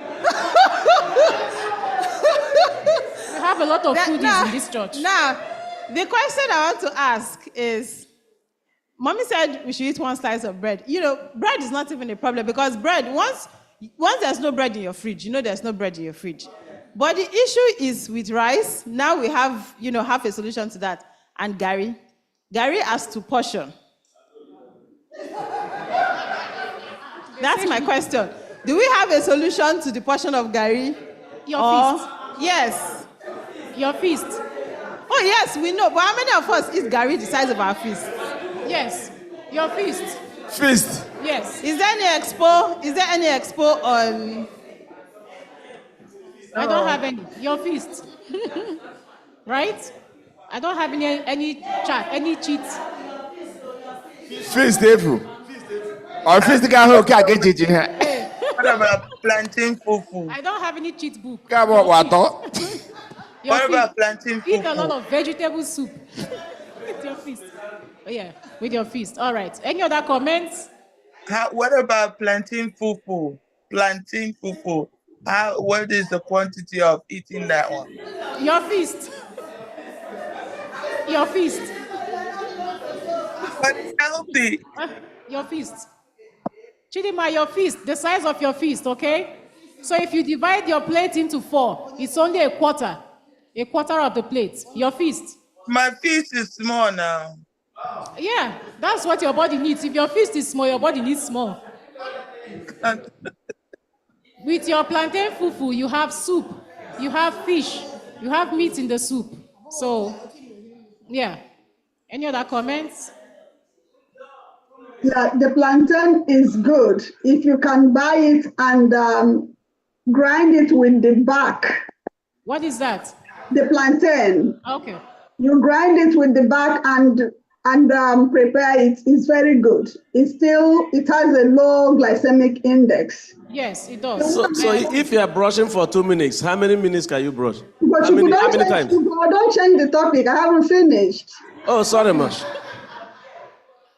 Okay, I'm talking about the plantain, right? If you can blend the whole thing and prepare it, it's very good. Other than that, the ones we buy from the stores, they still have high glycemic index because we don't know who prepared it and what they added in it. Yes, agreed. You're right. Mm-hmm. They are very quiet because they agree with you, Daviki. Okay. Amen. Thank you, ma'am.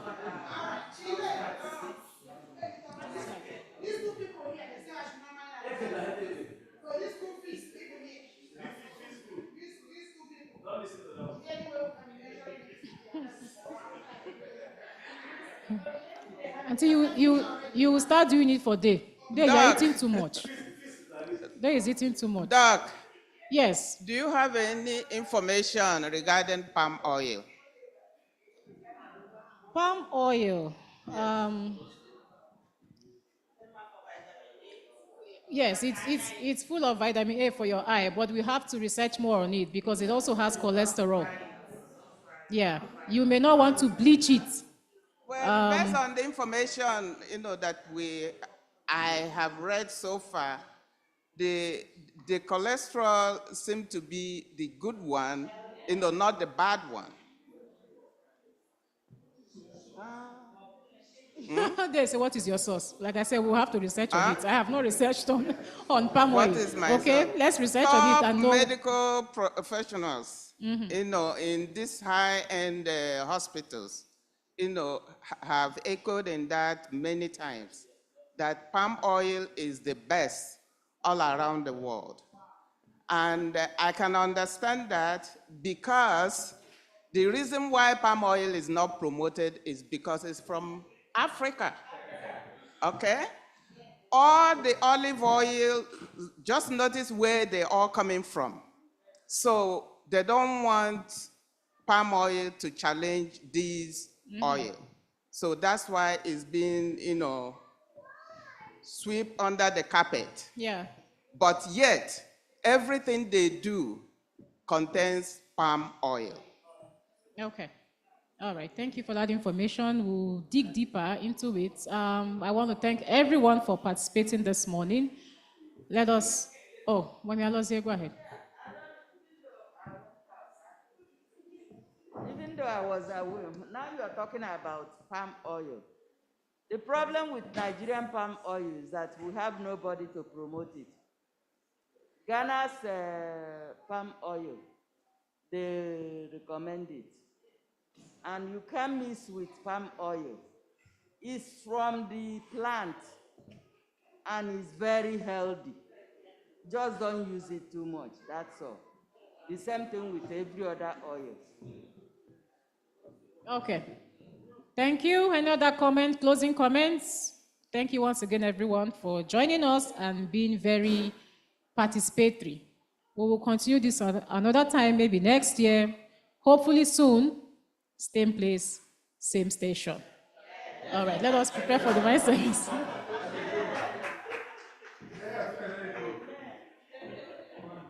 Amen. Wow. Thank you, Sister Chinyer. That was really, really awesome. I can't even find my phone. I can't find my phone.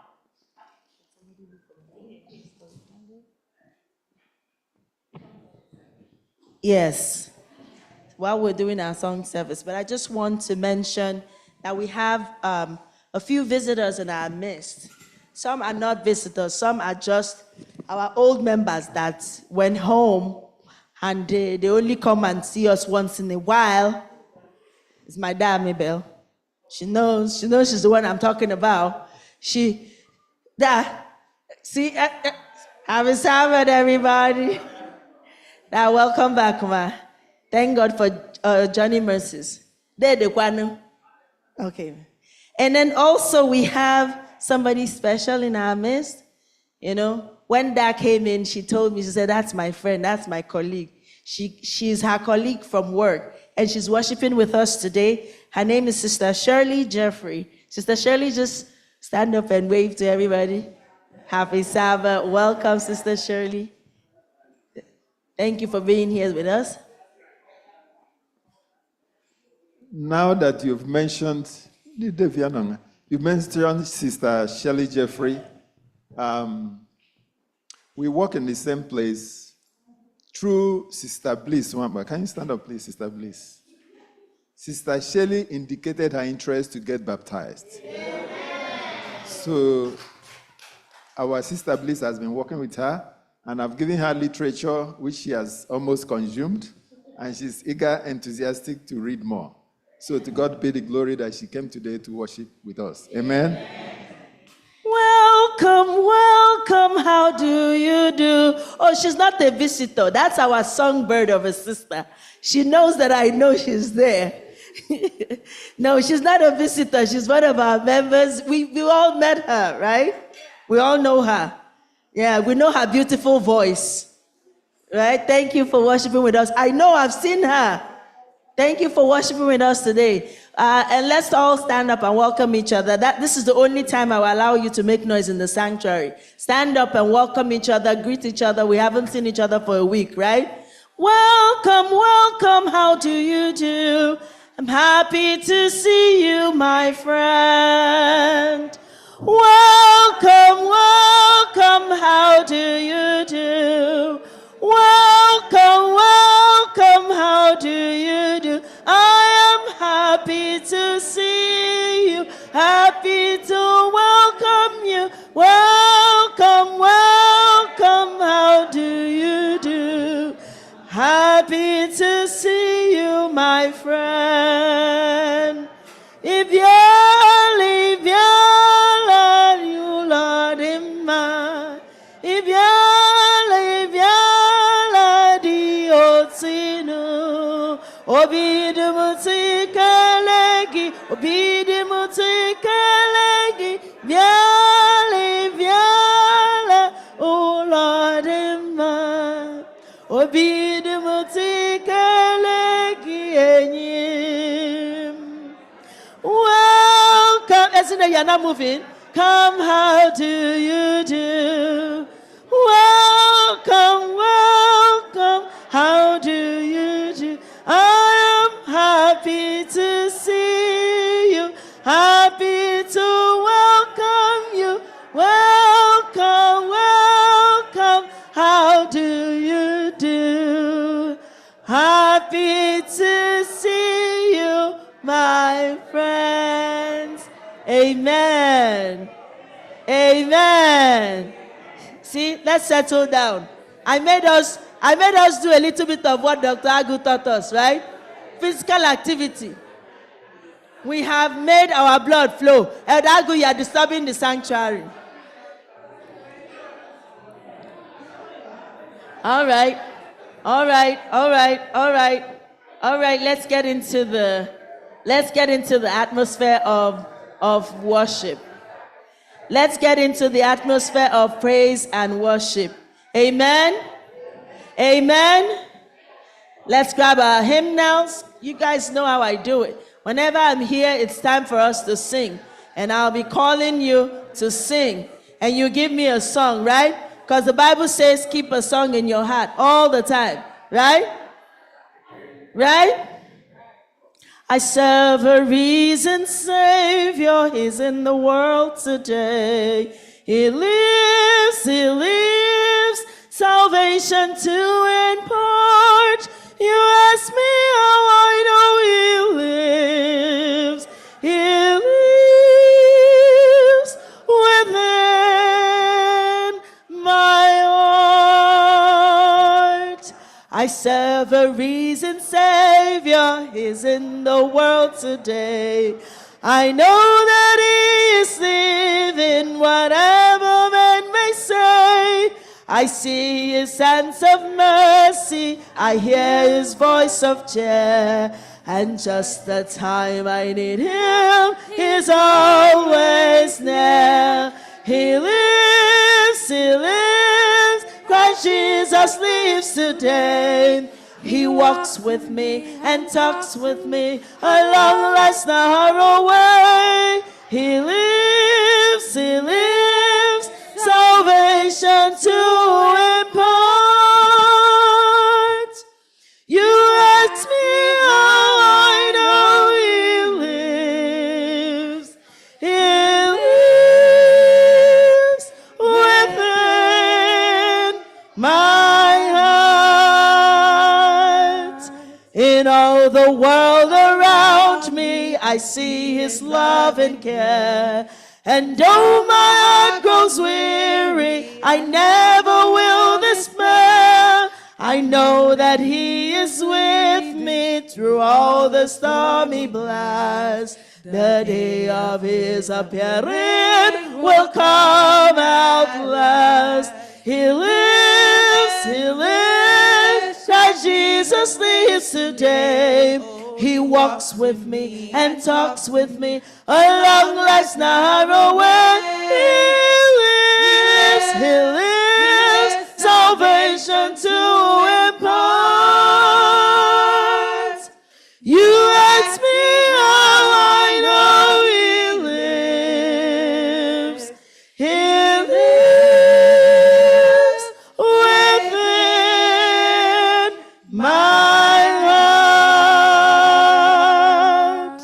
Rejoice, rejoice, O Christian, lift up your voice and sing. Eternal hallelujah to Jesus Christ the King, the hope of all who seek him, the help of all who find. None other is so loving, so good and kind. He lives, Christ Jesus lives today.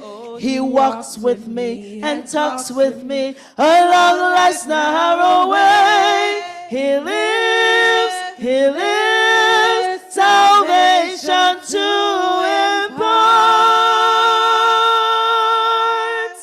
You ask me how I know he lives. He lives within my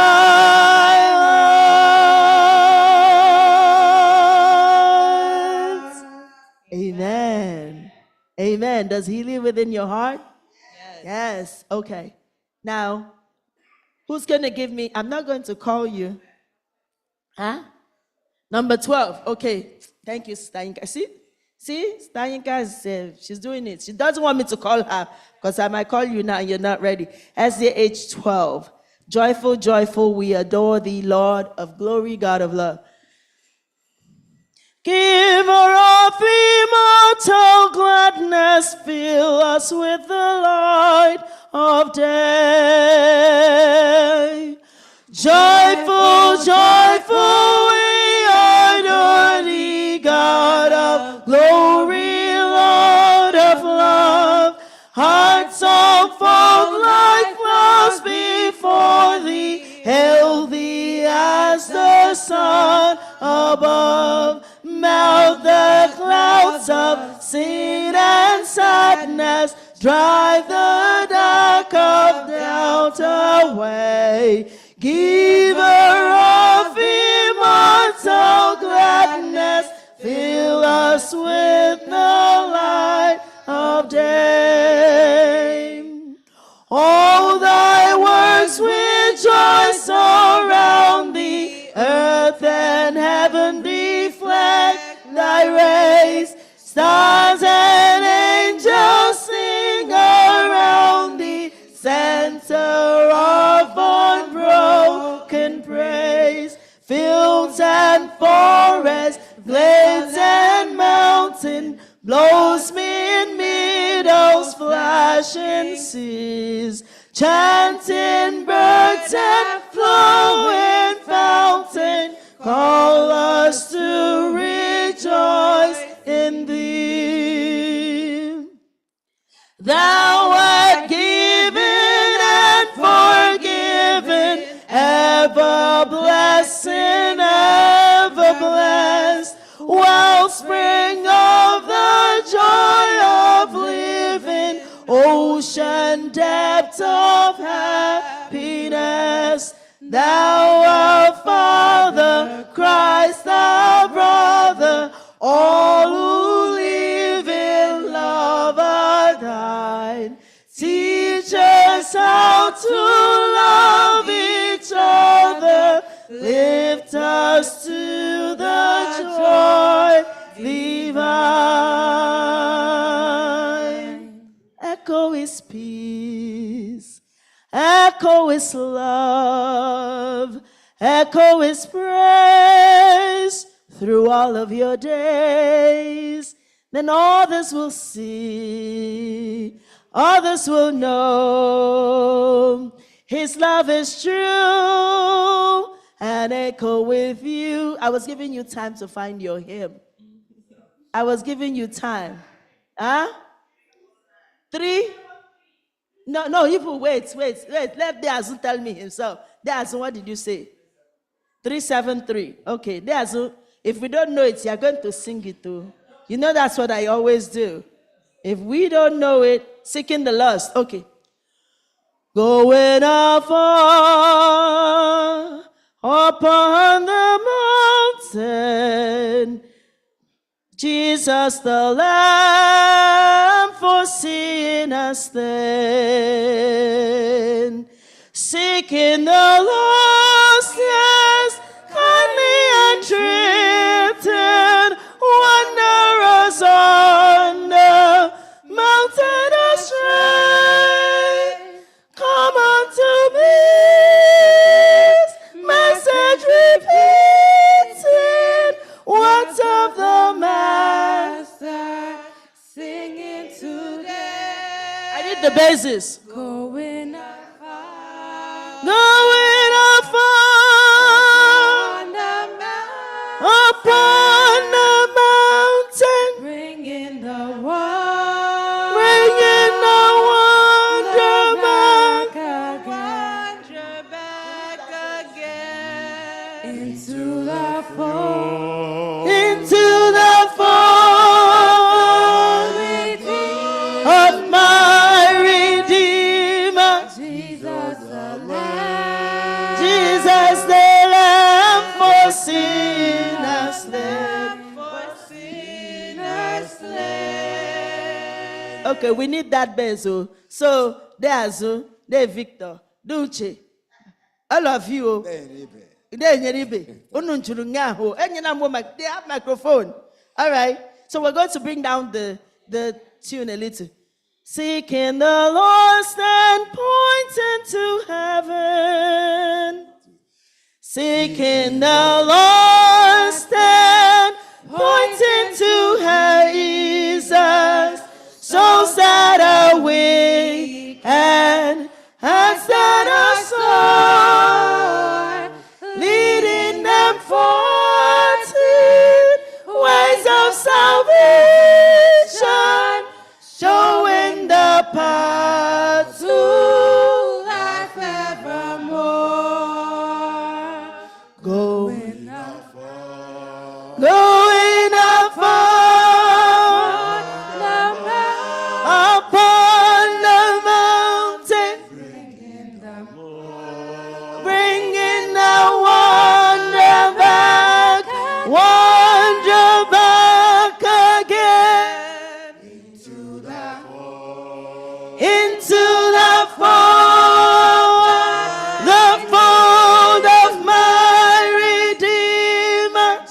Jesus the Lamb. Jesus the Lamb for sinners slain, for sinners slain. Thus I will go on missions of mercy, following Christ from day unto day, sharing the faith and raising the fallen, pointing the lost to Jesus the way.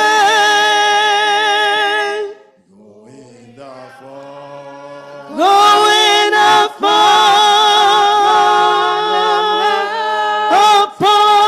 the mountain, bringing the wonder back again into the fold,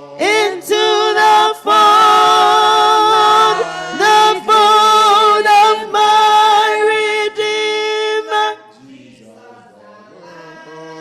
Jesus the Lamb for sinners slain, for sinners slain. One more time. Going upon the mountain, bringing the wonder back again into the fold of my Redeemer, Jesus the Lamb for sinners slain, for sinners slain. Amen. Amen. Oh, so I'm coming to you, Benny. Go next. Go now. Which? 612. See, my children are 612 is 612 a song, Daddy. Are you sure? Okay. On what Christian? I said just today. We're going to sing this song standing up. I don't want us to sing it sitting down, because that's what the song entails. Stand up. This is our AYM anthem. This is our song, and we usually sing it standing up. Onward, Christ. We're not going to say onward, Christ. No, we're going to sing it as soldiers, right? And Mrs. Military Woman, stand up. You're the retired military officer. Stand up now. Show us how it is done. With the cross of Jesus going on before, onward, Christian soldiers marching us to war. With the cross of Jesus going on before, Christ the royal master leads against the foe. Forward into battle, see his banner go. Onward, Christian soldier, onward, Christian soldiers marching us to war. With the cross of Jesus going on before. Oh, good mighty army moves the church of God. Brothers, we are treading where the saints have throne. We are not divided, all one body we, one in open doctrine, one in charity. Onward, Christian soldiers, onward, Christian soldiers. marching us to war. With the cross of Jesus going on before. Crowns and thrones may perish, kingdoms rise and wane, but the church of Jesus constant will remain. Gates of hell can never against the church prevail. We have Christ on promise that can never fail. Onward, Christian soldiers, onward, Christian soldiers, marching us to war. With the cross of Jesus going on before. Onward then, ye people, join our happy throng. Blend with us your voices in this glorious song. Glory, loud and honor unto Christ the King. This through countless ages, men and angels sing. Onward, Christian soldiers, onward, Christian soldiers, marching us to war. With the cross of Jesus going on before. Amen. Don't you feel energized? Yeah. Okay. All right, let's sit down. Okay, I'm coming to Benny. Benny, you're next. 216. Everybody grab your hymnal. I told you, grab your hymnals. I'm coming to you. This time around, we're going to do first and last, so I can get to a lot of people. Huh? 216. When the roll is called up yonder. When the roll is called up yonder, I'll be there. When the trumpet of the Lord shall sound, and time shall be no more, and the morning breaks eternal, bright and fair. When the saints of earth shall gather over on the other shore, and the roll is called up yonder, I'll be there. When the roll is called up yonder, I'll be there. When the roll is called up yonder, I'll be there. When the roll is called up yonder, when the roll is called up yonder, I'll be there. When therefore the Master from the dawn till setting sun, let us talk about his wondrous love and care. And when all of life is over and our walk in earth is done, and the roll is called up yonder, I'll be there. When the roll is called up yonder, when the roll is called up yonder, when the roll is called up yonder, when the roll is called up yonder, I'll be there. Will you be there? Yes. Are you sure? Yes. You want to be there? Yes. Okay. All right, who's next? SDA 100. Chris, don't worry, I'll come to you. SDA 100. Great is thy faithfulness, O God our Father. We're going to sing the first and the chorus alone so we can go to Christopher's song, right? All I have needed thy hand provided. Great is thy faithfulness, Lord, unto me. Great is thy faithfulness, O Lord my Father. There is no shadow of turning with thee. Thou changest not, thy compassions they fail not. As thou art been, thou forever will.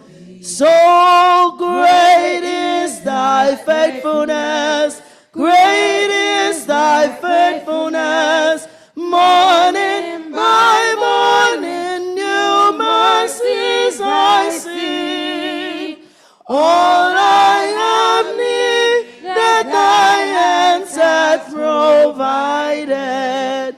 Great is thy faithfulness, Lord, unto me. Chris, what's your hymn? Huh? Is it 4 or 5? 4. 590? Huh? 590. Okay. He said 590. Just want to make sure we sing. Trust and obey, right? When we work with the Lord in the light of his word, what a glory he sheds on our way. Trust and obey, for there's no other way to be happy in Jesus but to trust and obey. When we walk with the Lord in the light of his word, what a glory he sheds on our way. While we do his good will, he abides with us still, and with all who will trust and obey. Trust and obey, for there's no other way to be happy in Jesus but to trust and obey. Last stanza. Then in fellowship sweet, we will sit at his feet, or we'll walk by his side in the way. What he says we will do, where he sends we will go. Never fear, only trust and obey. Trust and obey, for there's no other way to be happy in Jesus but to trust and obey. So me, I'm coming to you. Ada Omadi, get yours ready. Some to tell me yours. 142, SDH 142. I want to make sure I get to all these kids. Angels we have heard on earth.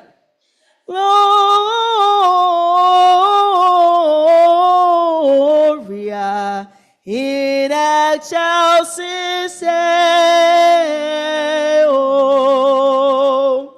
Angels we have heard on high, swiftly singing all the plains and the mountains in recline, echoing their joyful strains. Gloria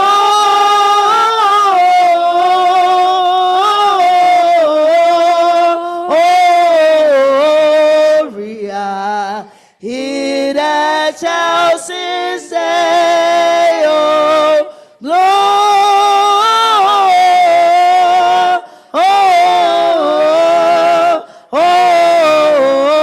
Gloria in excelsis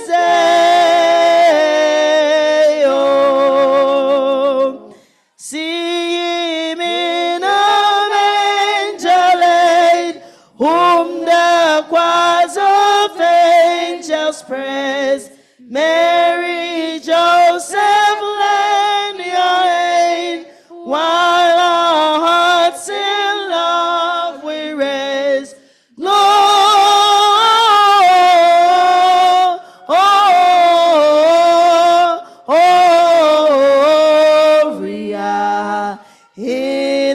Chelsea's day, oh,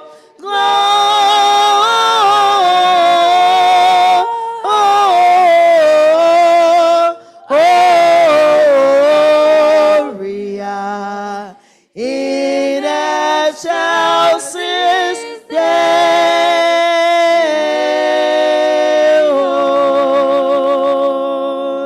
Amen. Shall we all rise?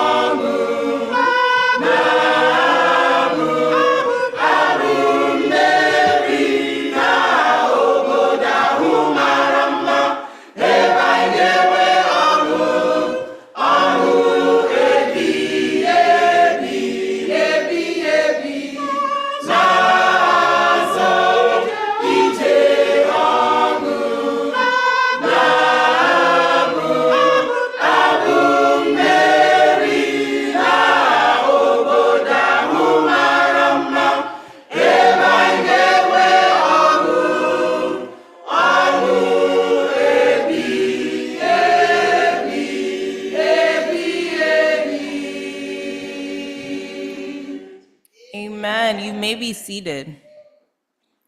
These are our announcements for today. Let us remember the bereaved families and that the Lord will comfort and console them. Let us also remember the sick and shortened members. May the Lord continue to grant them healing. Amen. Today is the baby shower of our daughter, Mrs. Izine Okudili. Both women and men of First Igbo family are invited. Your presence is highly needed. Let us celebrate this blessing together. Amen. Thank God for the successful Health Ministry Week of Prayer this week, which started on Sunday, May 5th, and is ending today. To everyone that attended, we say thank you. May the Lord meet you, your prayers and your supplications and praises and thanksgiving, Lord. To the health leaders, we pray that the Lord will continue to bless your ministry. Amen. Last Sabbath, we reactivated the Adventure and Pathfinder for our church. And on that note, we would like to encourage all parents and children to register into the Adventure and Pathfinder program. Please register the names to our sister Akuna Akogu. All parents and grandparents are also encouraged to enlist in this program and helping to train our children in this program. Amen? All the men must see the men's ministry treasurer today before leaving church, so please do not forget. Our church welfare fund, the registration for this year, the deadline has been extended to May 31st, so please endeavor to register. There will be no further extension. The amount is $100 per person. There will be an important church board meeting tomorrow on May 12th at 10 a.m. All church members are encouraged to attend. This is the second reading of the membership transfer of Brother Chinyezu Ronald Anaba from First Igbo SDA Church to Seabrook SDA Church in Maryland. May the Lord continue to bless us all. I know that is the second reading. Sister Clark, do you want to move that, please? I move that. It's been moved that we move the membership of Brother Chinyezu Anaba to Maryland. It's been moved, and I need a seconder, please. It's been seconded. Any further discussion on that motion? All right. It's been moved. Will somebody then call question on that, please? Question has been called. All in favor that we vote the membership of Chinyezu Anaba to the church in Maryland, please signify by raising up your hand.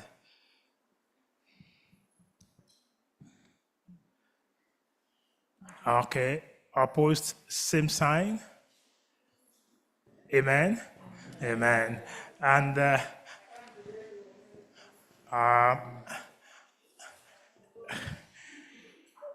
is that opposed or what? Yes. Okay. Would you give us the number, please? Yes. What was your count? About 15. So are you saying we have majority to vote it out? Okay, thank you very much. Majority carries the vote. Amen. Yes, and last week we also voted in the membership of Sister Ochoma. Yes, today she is right here in church with us, so we'll ask her to come forward and we will extend our hand of fellowship. Brother choir leader, just give us a song to welcome her in. Sister, come forward, please, and I need the elders to please join me here as we welcome her into fellowship. Yes, go ahead, give us a song.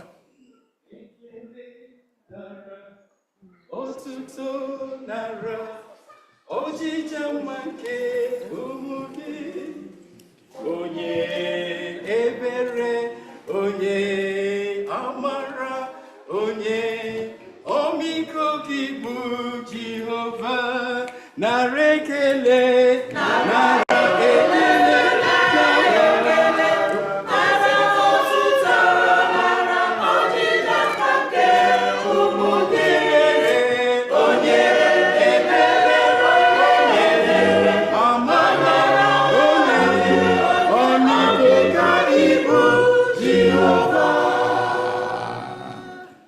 Yes, Narekele. Yes, sister, you are welcome to membership and also to fellowship, but above all to discipleship. It's not because of the great controversy that we are studying, it's no longer time for us to sit and warm the chairs. Rather, we should really, really know that we are in the midst of a great controversy. So you are welcome, and let us all minister together and ask the Lord to prepare us for his soon coming. Amen? Amen. So on behalf of the church, we want to welcome you. We were not here when we read it last week, but just know that we welcome you. Yes, elders and to the church, we will all welcome her with a prayer. Let us all bow our heads as we pray. Heavenly Father, we thank you for our dear sister, Sister Ichoma. Just like her name, may her journey in life continue to be a blessed one. Amen. As she has journeyed to this place, you have sent her here for such a time as this. So may this journey to First Igbo be also a blessing in Jesus' name. Amen. Whatever you have led her here, not whatever, because you have led her, not on her own. Yes. Because you ordered the footsteps of the righteous. Yes. So you who has ordered her steps, continue to order her steps for life in Jesus' name. Amen. So as she has come, may she take this light, no matter how little it is, and let it shine, so that others will see her light and come to Jesus in Jesus' name. Amen. So we welcome her to fellowship now in the name of the Father, Amen, the Son, and the Holy Spirit. And let everyone say, Amen. God bless you. Yes. Yes. Amen.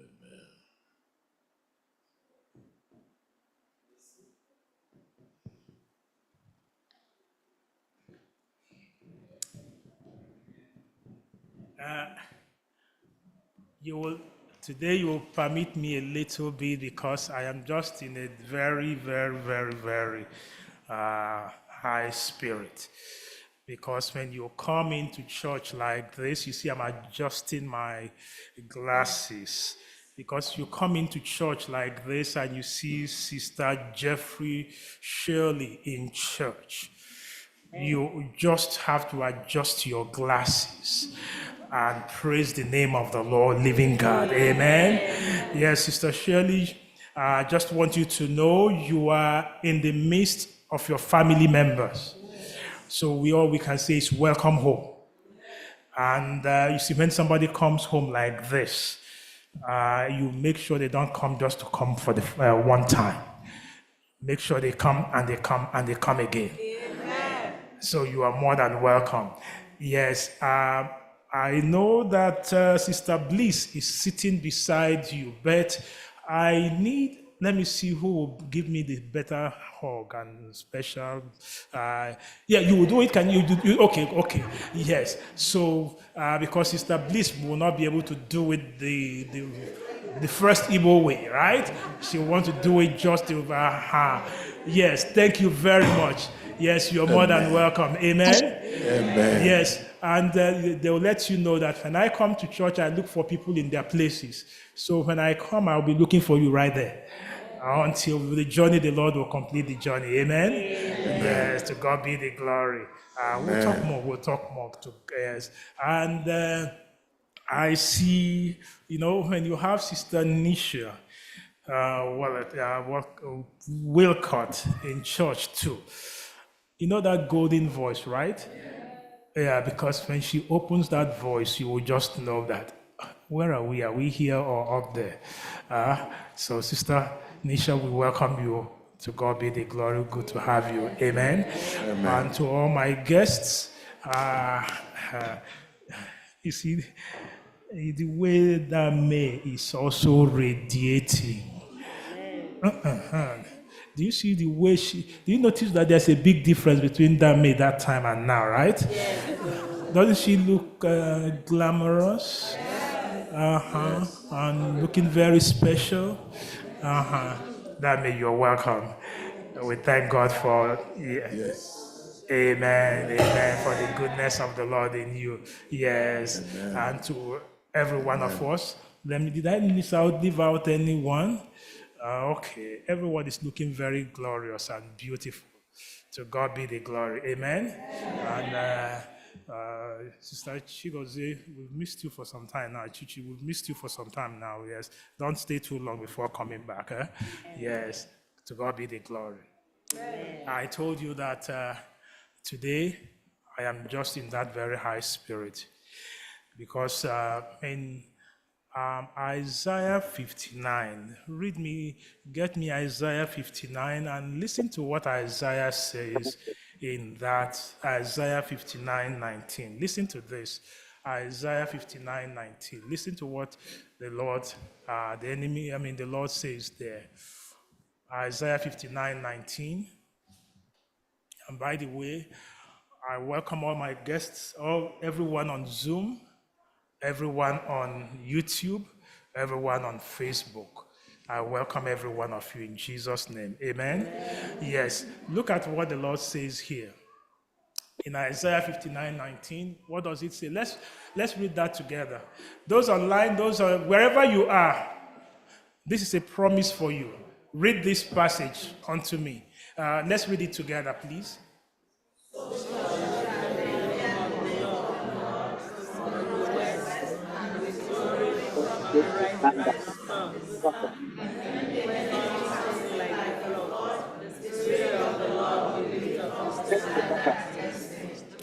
Amen. He says, well, the enemy comes like how? We've heard of the flood of this time, right? The enemy comes, don't look for him to come like water. He comes in various ways. But one thing is, there is a man who is more than a match for him. There is a man that I know that has won the battle right from heaven, because the book of Revelation says that he fought in heaven and he lost the battle in heaven. And what happened to him in heaven? He was driven from heaven to where? To earth. He also came down here and he's been down here. And all this while he's been fighting. He even fought Jesus on the cross. But also the Lord did what? Won the battle. So now, but he now says in Revelation 12:17 that he's enraged with the offsprings of the woman. And he has now gone to make war with them. So you and I, we are victims of this war. So he comes like a flood.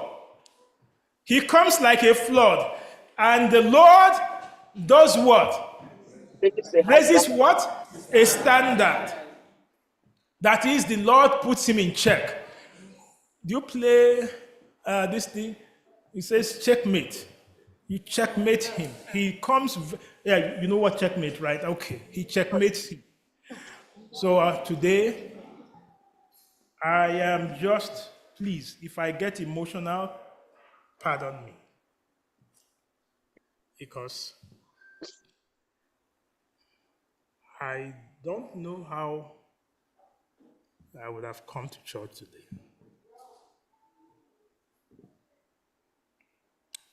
I don't know how I would have been able to minister today.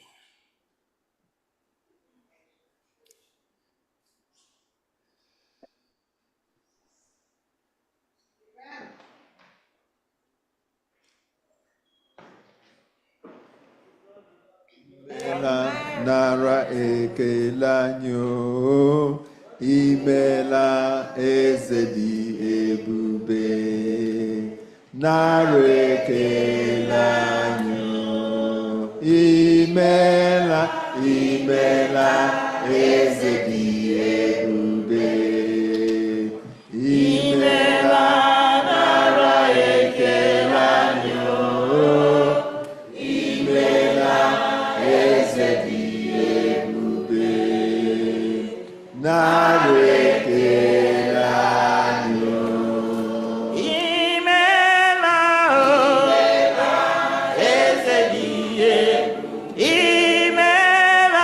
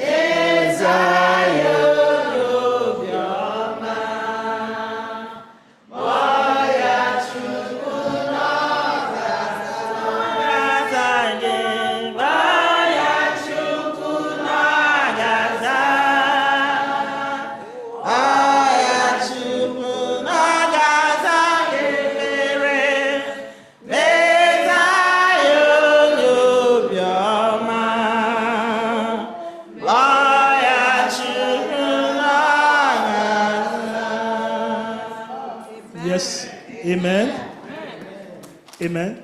Amen. Yes, I will invite your hearers to please come. I will invite your hearers, please. Just join me here. Because I need you to just, as they are coming, take note of what you're seeing. I don't know you. I know you don't get what is happening here. That's why the church is so cold. Because if you know what is going on here, please, can you just get me a better song? Can you?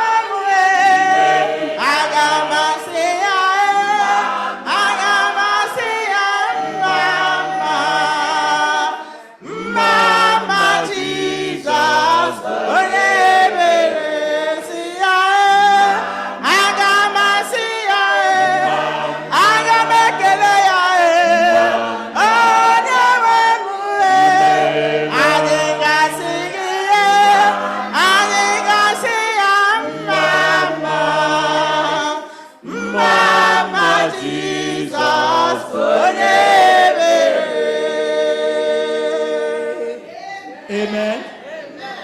Please don't go because well, right here, come here, come here, come here, come to the front. Yeah, you stay right here. You stay right here. Brethren, in case and for those online, we sing that song. I sing the mighty power of God that made the mountains to rise. But the other one says, a shelter in the time of storm. Can you give me that song? The Lord's our rock, in him we hide, a shelter in the time of storm. The cure whatever may be tide, a shelter in the time of storm. Mighty rock, in a weary land, couldn't shade from the burning sun. Faithful God, what a green land, a shelter in the time of storm. In case you don't get why I said four of them should start right there. You stay right in front. Please. What the enemy had planned was I'll come to church today and I'll have 4 boxes lying right here.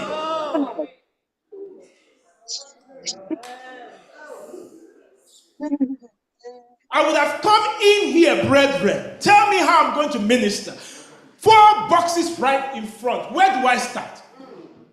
What name do I call first? Who do I come first? Who do I call last?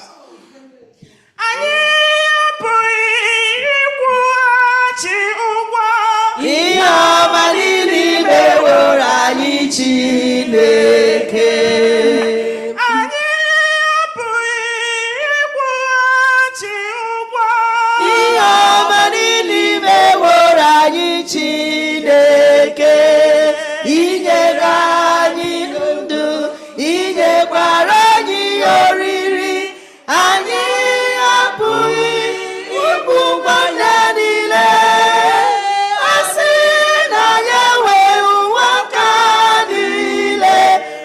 zube iji kwụghachi nwunye ndị a niile. I nyere anyị ndụ, I nyekwara anyị oriri, anyị apụghị ịgwọgwụ ihe ndị a niile. A sị na onye nwe ụwa ka niile, o zube iji kwụghachi ụgwọ ihe ndị a niile. Give me John 10:10. John 10:10. Listen to what Jesus said about this great controversy between him and Satan and what is going on. John 10:10. Let's read that passage. John 10:10. Give it to me. Let's read it together. The thief does not come except to steal and to kill. Please, let's start all over again. Let's go. Once. Let's go together. 1, 2. The thief does not come except to steal and to kill and to destroy. I have come that they may have life and that they may have it more abundantly. Amen. Amen. The thief, who is the thief now? Who is the thief that Jesus is talking about? The devil. The devil. The accuser of the brethren. He who lost the battle in heaven, he has come here, he says, to what? To steal, to what? To kill, and to what? To destroy. In case you don't get it. Not only to kill them, but to destroy a family and a generation.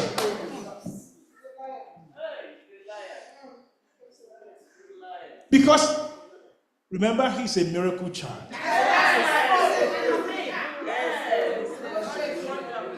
The miracle child. And now he takes the miracle child, takes 1, 2, 3, and 4 of them. And then the family, that's generation gone. He says, did you take my screen away? He says he has come to steal, to kill, and to what? To destroy. Brethren, understand that in this great controversy, this is our fate. What are you doing? You will never share your glory with anybody. Almighty God, that is your name. You are the Lord, that is your name. You will never share your glory with any man. You will never share your power with anybody. Almighty God, that is your name. Amen. Amen. That is the God that on me. I'm going to celebrate my heart out. I'm going to, like David, I'm going to dance myself out. Amen.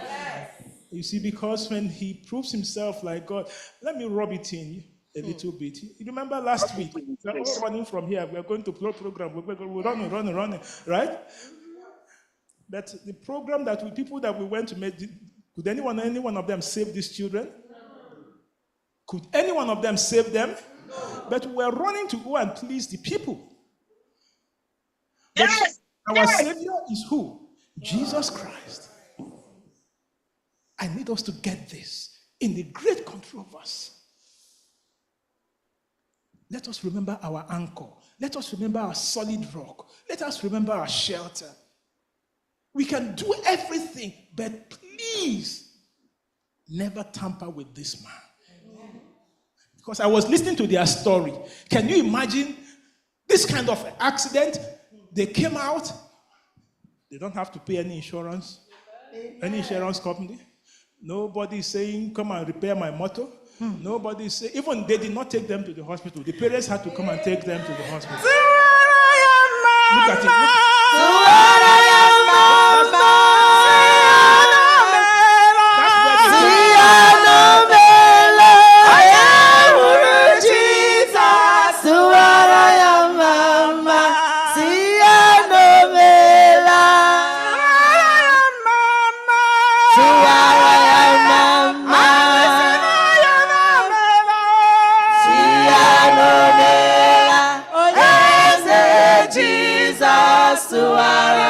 Mama,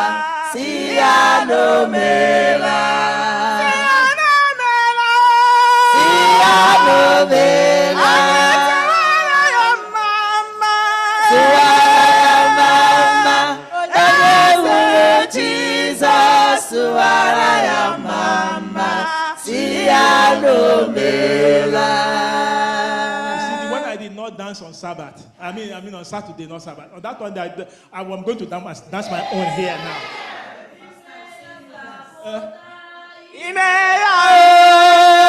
Imela sapota, imela o. Imela sapota, imela o. Imela sapota, imela o. Okay, this is what I'm talking about in case you don't get it.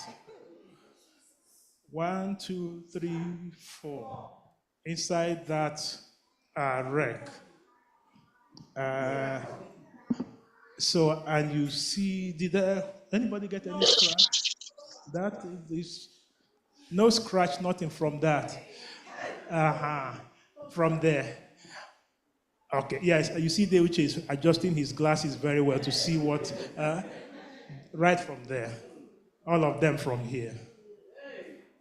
All right, church, I know we still have to go on to church, but all I need us to know is the mighty rock in a weary land, a shelter in the time of storm.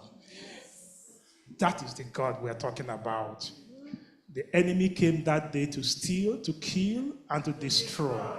But thank God, Jesus raised the standard. I sing the mighty power of God that makes the mountains rise, that spread the flowing seas abroad and build the lofty sky. I sing the wisdom that ordered the sun to rule the day. The moon shines full at his command, and all the stars obey.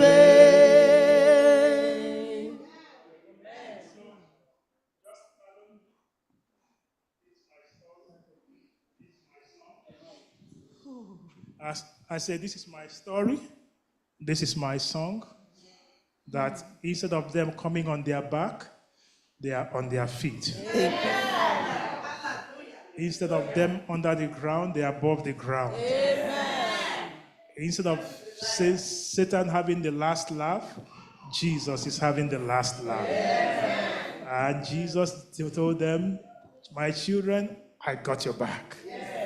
So Jesus got your back. Let the enemy do anything. Just tell him you are a liar. No. Just wherever you are, just tell it there. Say it out. Say you are a liar. You are a liar.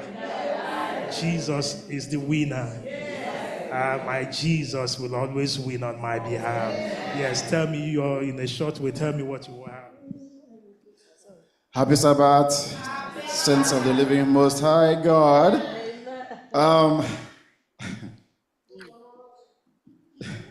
Onanjuru nekele, onanjuru n'otuto, n'ime samagi Chukwu nara ekele. Onanjuru nekele, onanjuru n'otuto, n'ime samagi Chukwu nara ekele. Amen. I will start from thanking each and every one of you this place. My family back home, all over, wherever they are in the world, friends, well-wishers, I'm thanking each and every one of you for reaching out to us. It was a very difficult time. Because when we got the news that they had accident, everybody I had in my car was crying. And I kept my composure because I'm on the wheel. So my plan was just to get there first to see exactly what had happened. I kept going, keep making the calls. But he was giving us hope that everybody is fine. How is everybody fine? When I come back and I asked him, is the car drivable? And he said no. How is everybody fine when the car was not drivable? So we kept going. We rushed to the scene, Tapanzi Bridge. You know where it is. Tapanzi Bridge, Hudson River. So imagine me coming to that scene and seeing 4 bodies laying down. What will happen? Well, nobody will stop me. Nobody will stop me from jumping into that bridge. Nobody. Because I will not be alive to bury 1, 2, 3, 4 people at the same time. It is very difficult to do.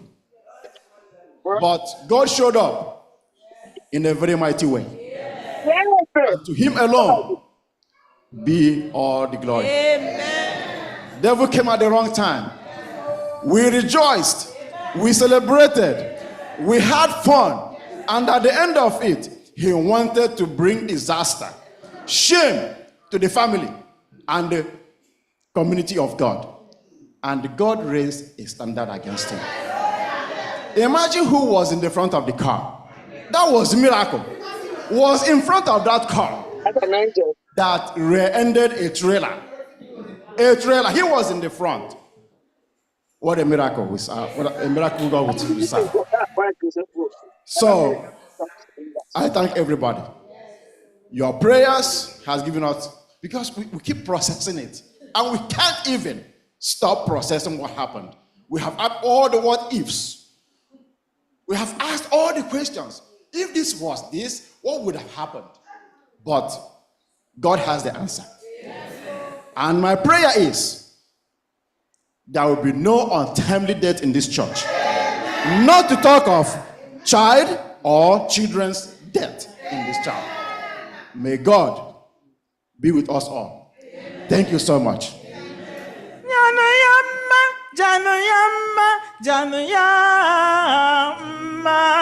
Tonu Jehovah, tonu Jehovah, tonu Jehovah, tonu Jehovah, tonu Jehovah, tonu Jehovah, tonu Jehovah, Janu Yamma, Janu Yamma, Janu Yamma, Janu Yamma, Janu Yamma, tonu Jehovah, tonu Jehovah. Were kele were otuto bianu niru ya. Tonu Jehovah, tonu. Were kele were otuto bianu niru ya. Tonu Jehovah, tonu Jehovah. All right, I have people from Nigeria online. Is it on YouTube? No, I mean, are they on Zoom? Okay, please look from, just see if you can get me those on the screen. Just spotlight me some few of those. Spotlight. Overcome by thy faith in the Lord. I do believe. Okay. I shall overcome by the Overcome by the blood.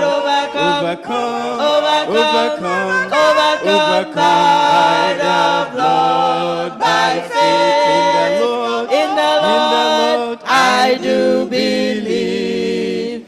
I shall overcome by the blood. Overcome by the blood. Overcome by the blood. By faith in the Lord, I do believe. I shall overcome by the blood. Amen. Okay. I'm so glad Sister Comfort Orji, okay, right there, from UK, right? That's My other sister. Amen. Amen. Sister Comfort, you're welcome. And for other Praise family God. members, Praise wherever God. you are, we welcome you. Praise Let us God. all, Grandma, did you want to say something? Did you want to say something to? Happy Sabbath, church. I don't know how to thank the Lord. The Lord is so wonderful to us. That fateful day, my co-worker was also Praise coming. God, praise God. To God be the glory. He lives in Delaware. The wife was coming to meet him in New York for the same party. And guess what? That was the first accident that they gave me that day. And I started praying in my heart. I was like, oh, really? Satan, you think you can take power over this? No. I started praying. So when the party was over, I thought everything was over. I was rejoicing in my heart that I have won this battle. I didn't know another one was waiting for me.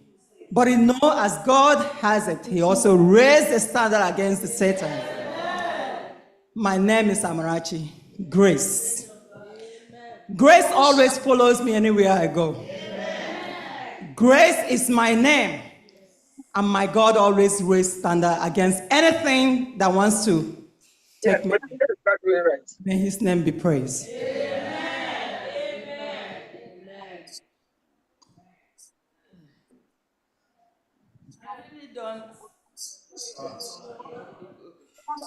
I really didn't want to say anything. I really didn't want to say anything.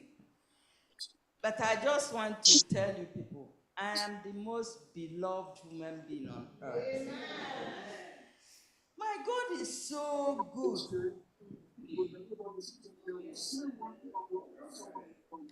My God is so good that Satan was so late and God got there before him. Uba and Bora late. Can you imagine that? See how small he is? Yes. See how small he is? The airbag deployed on him. And yet, nothing happened to him. Amen. When I asked him, I said, how did you feel? And he said, Grandma, I thought we were all gonna die. I said, no, my God is able. He has always led when there is turmoil and trouble. May His name be glorified now and forevermore. Amen. Just pardon me, I told you I'm just in the other world today. Just give me one. Come, Nisha, I see you in church here. Come. Yes. I can't just conclude this program without you just praising Jesus on my behalf. Come. When I have you in church like this, I can just put you on the spot, right? Yes. So I'm in a joyful mood. So that one that will get me over there. Yeah, I don't want the one over here. Get me on the other side there. So that's why I got you the red mic. Okay, that will be a better deal. So please make sure you increase this one so Alicia can take it. Yes, Happy Sabbath, church. We serve an awesome God, amen. He is worthy to be praised, and we are here to exalt His holy name. Amen. Let's give Him a hand clap of praise because He saved His family, and He will continue to show us His grace and His mercy. Amen. Amen. Let's bless the name of God. Amen. Amen.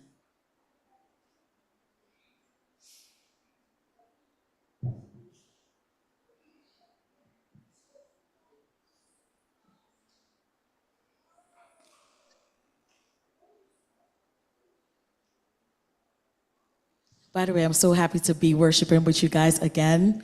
I may not know that song that you were singing when you were coming in, but I felt the Holy Spirit. My pores were just raising. God is so amazing. Amen. Amen. Amen.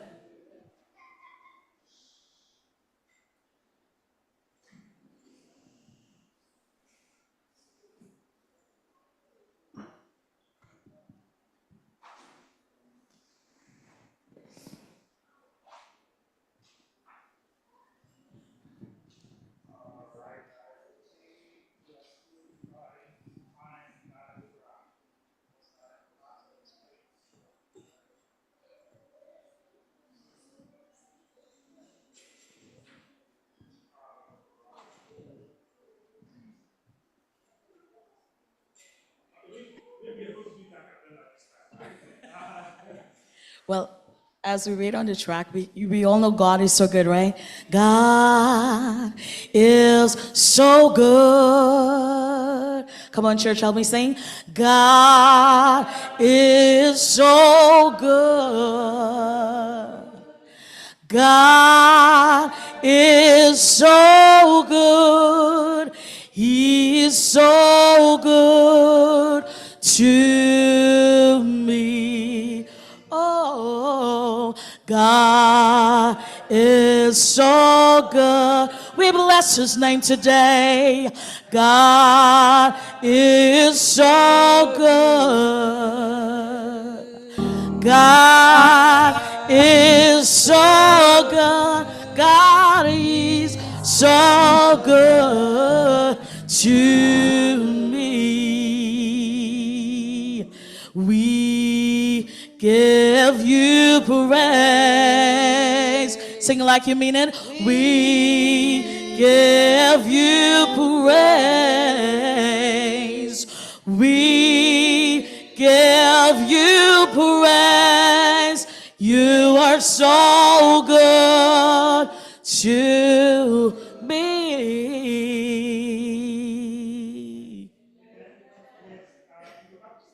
Later for me, so let us pray. Heavenly Father, we are here to glorify your holy name. We bless your name that today we can sing your mighty power. Not just sing about it, we are benefactors of your mighty power. The enemy came. He thought and he forgot that you never sleep nor slumber. He came in the wee hours of the night, about 3 a.m., knowing that, everybody is asleep. But he forgot Psalm 121, that our God never sleeps nor slumbereth. He is a God from everlasting to everlasting. He is the Ancient of Days, the I am that I am. That with God, nothing is too hard. There is no impossibility. So today we are here testifying of your power.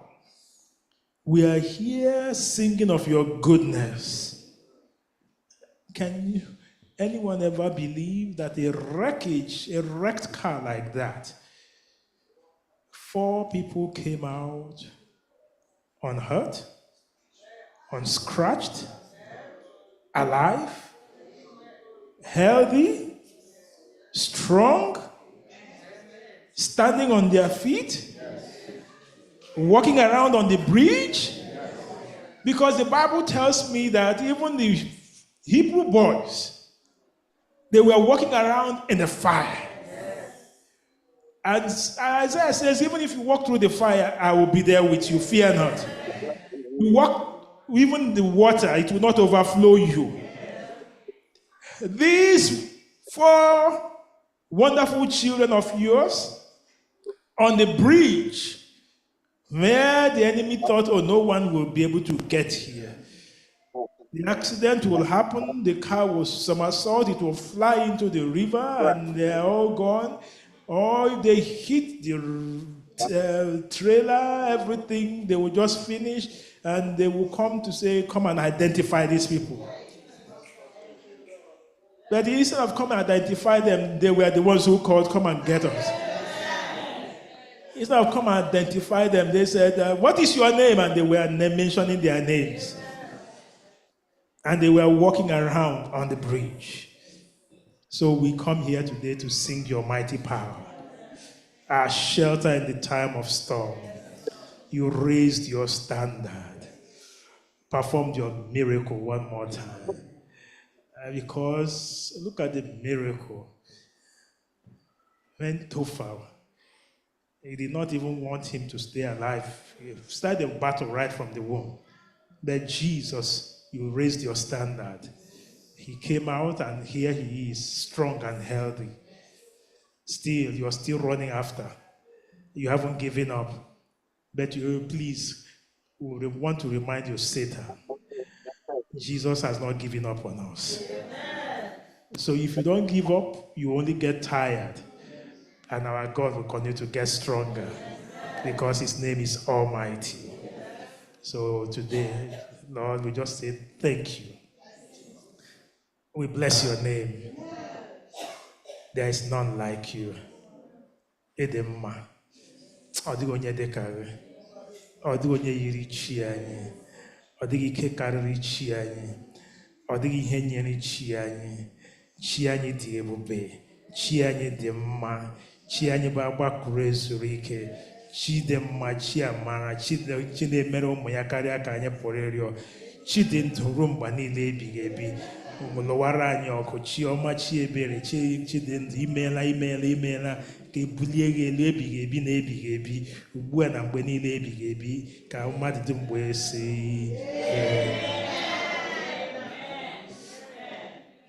Obi m na-aṅụrị ọṅụ, obi m na-aṅụrị ọṅụ n'ime Jehova, n'ime Jehova, mkpụrụ obi m na-etegharịkwa n'ime Jehova, obi m na-aṅụrị ọṅụ n'ime Jehova, obi m na-aṅụrị ọṅụ, obi m na-aṅụrị ọṅụ n'ime Jehova, n'ime Jehova, mkpụrụ obi m na-etegharịkwa n'ime Jehova, obi m na-aṅụrị ọṅụ n'ime Jehova.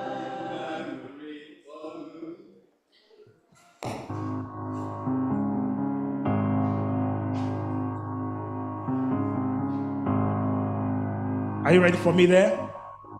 Okay.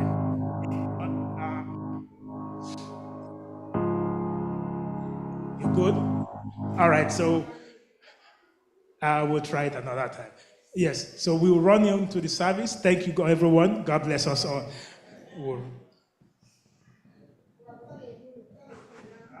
Your Thanksgiving offering. Everyone, if you want the Lord to keep fighting that battle for you. Okay. Well,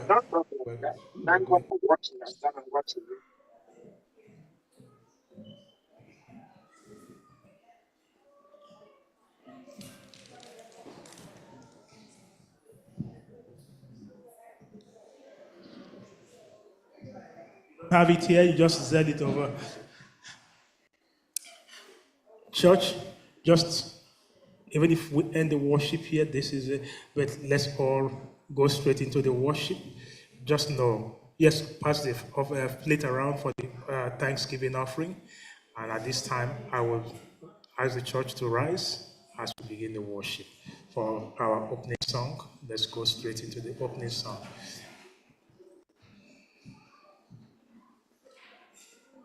SDA 495.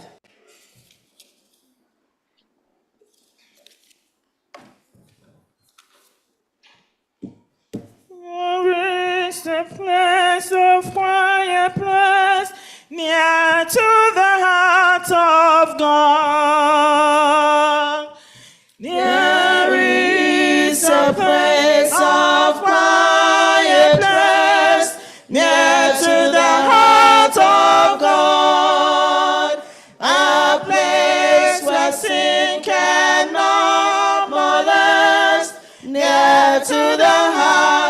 of God. Oh, Jesus, blessed Redeemer,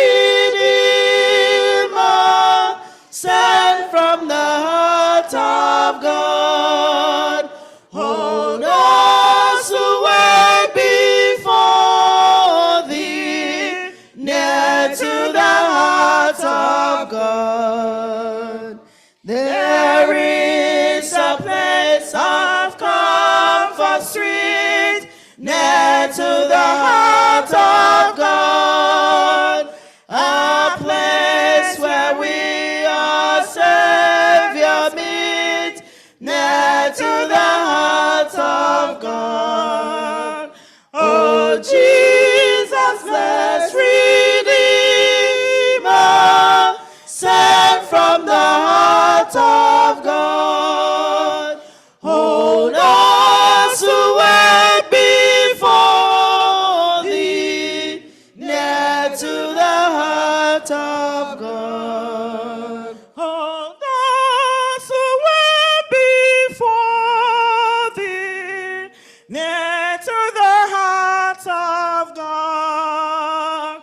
There is a place of full release, near to the heart of God, a place where all is joy and peace, near to the heart of God. Oh, Jesus, blessed Redeemer, sent from the heart of God.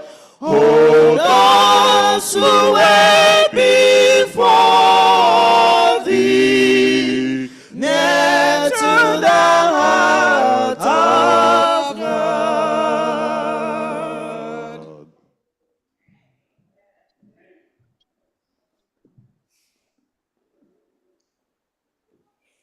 Happy Sabbath, church. Our Bible reading will be taken from Psalms 9, verse 1 to 5, and it reads, 1. I will praise you, O Lord, with my whole heart. I will tell of all your marvelous works. 2. I will be glad and rejoice in you. I will sing praise to your name, O Most High. 3. When my enemies turn back, they shall fall and perish at your presence. 4. For you have maintained my right and my cause. You sat on the throne, judging in righteousness. 5. You have rebuked the nations. You have destroyed the wicked. You have blotted out their name forever and ever. Amen. Ye disconsolate,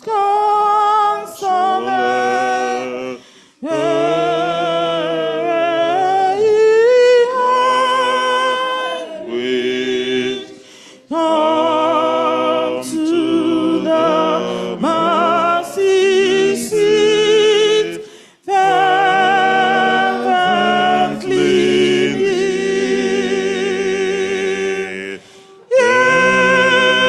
Bring your wounded heart, enter your anguish, and has no sorrow that heaven cannot heal. And has no sorrow that heaven cannot heal. Amen.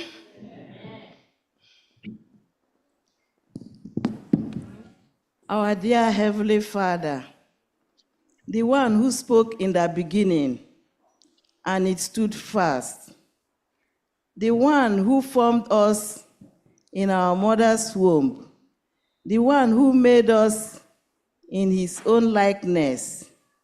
Father, we have come your chosen children, whom you have brought out of darkness into your marvelous light.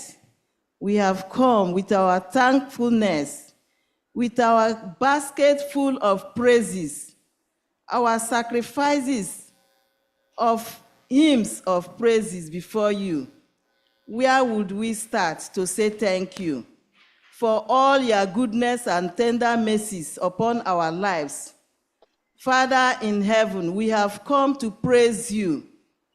We have come to thank you because you are the God who forgiveth us our sins. You are the God who rescues us from destruction. You are the God who healeth us from all our diseases. You are the God who has brought us out from the pit, out of the dungeon of the enemy. Father, for the marvelous things you have done for us today, we all have come to say thank you. We don't know how to express it, but we have come just as we are, because you are able. With you, all things are possible. There is nothing too hard for you to do. That is why we are here. We are your children, the family of God. Wherever we are, you are with us, because that is your promise, that we should not be dismayed. You are our God. You will be our helper. You will strengthen us. You uphold us with the right hand of your righteousness. And so, dear Lord, we thank you because you are a loving Father. You are a merciful Father. You do not look at the multitude of our sins. If you look at the multitude of our sins, we will not live to see this day. And so, Lord, we are grateful. We are grateful, dear Lord. Accept us just as we are. Thank you, dear Lord. Thank you for wonderful things you have done for us in our families. We thank you for the success of this family, for this health week of prayer that began last Sunday, since this Sunday till now. Father, we believe it will end with praises. We have come, O Lord, with all our problems, with all our challenges. We are presenting them before you as thanksgiving, because we believe in what you can do for us. Lord in heaven, as you have told us to ask, that if we ask, we will receive.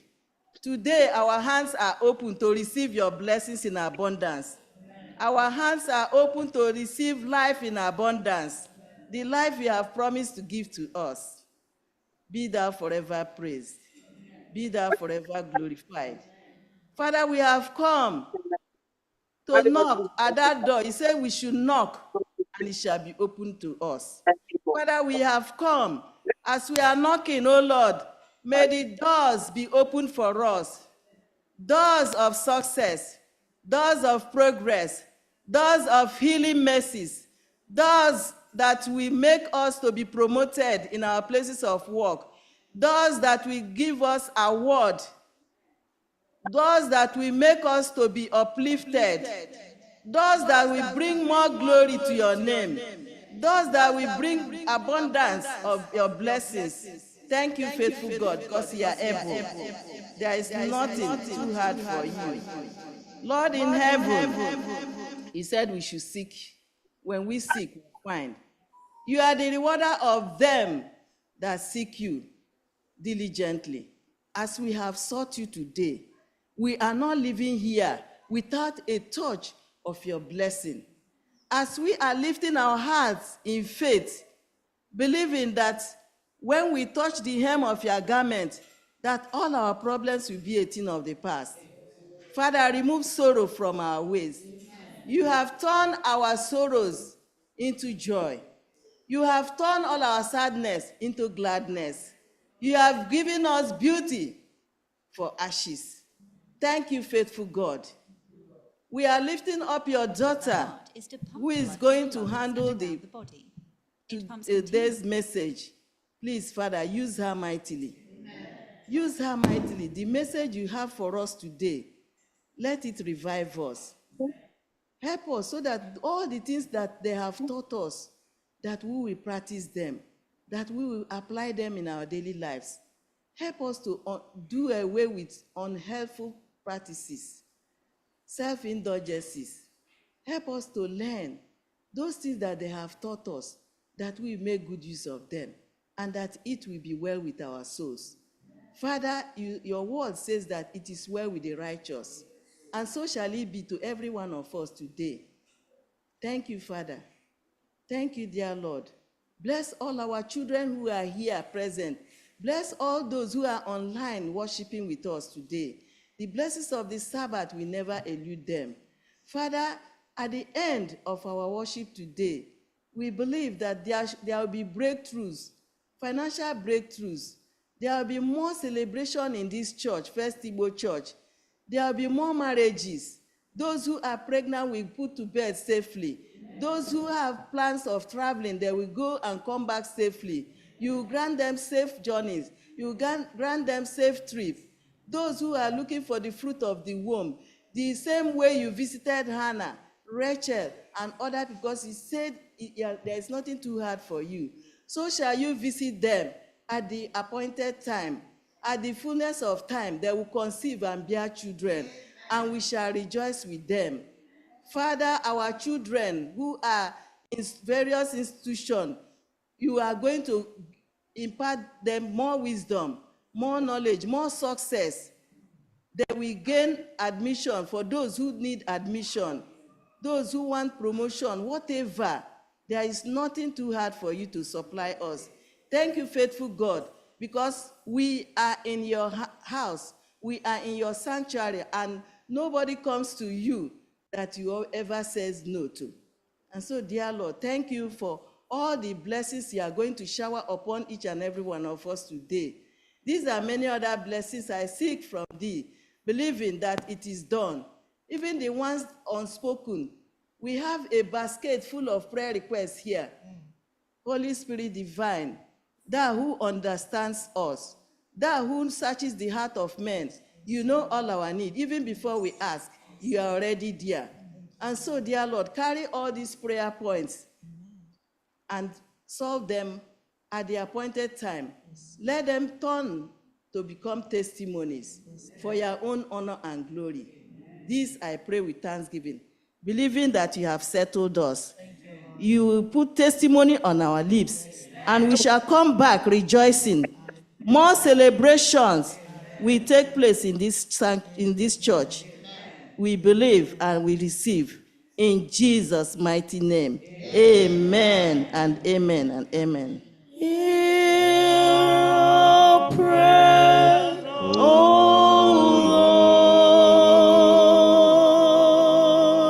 Lord. Hear our prayer, O Lord.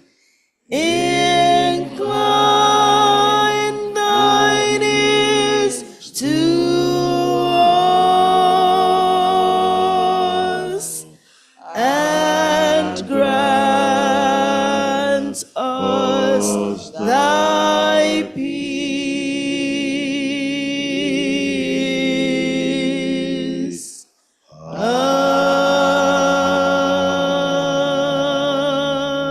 Amen.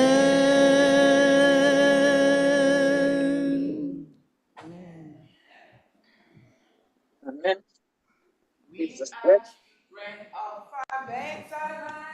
Children of our better land, children of our better land. Oh yes, oh yes, oh yes, oh yes, oh yes.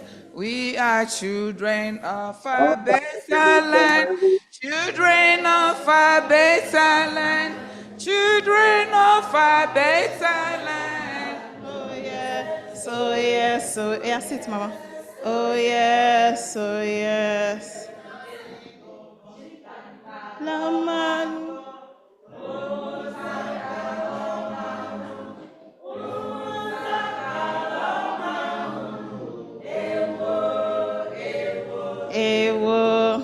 Ewo, ewo. Happy Sabbath, boys and girls. Are you happy to be in church today? Okay, so Our story today is about the heart. Now I have a little quiz for you. I need you to all close your eyes.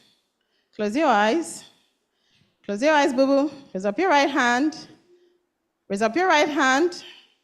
Raise up your right hand. Now place your right hand on your heart.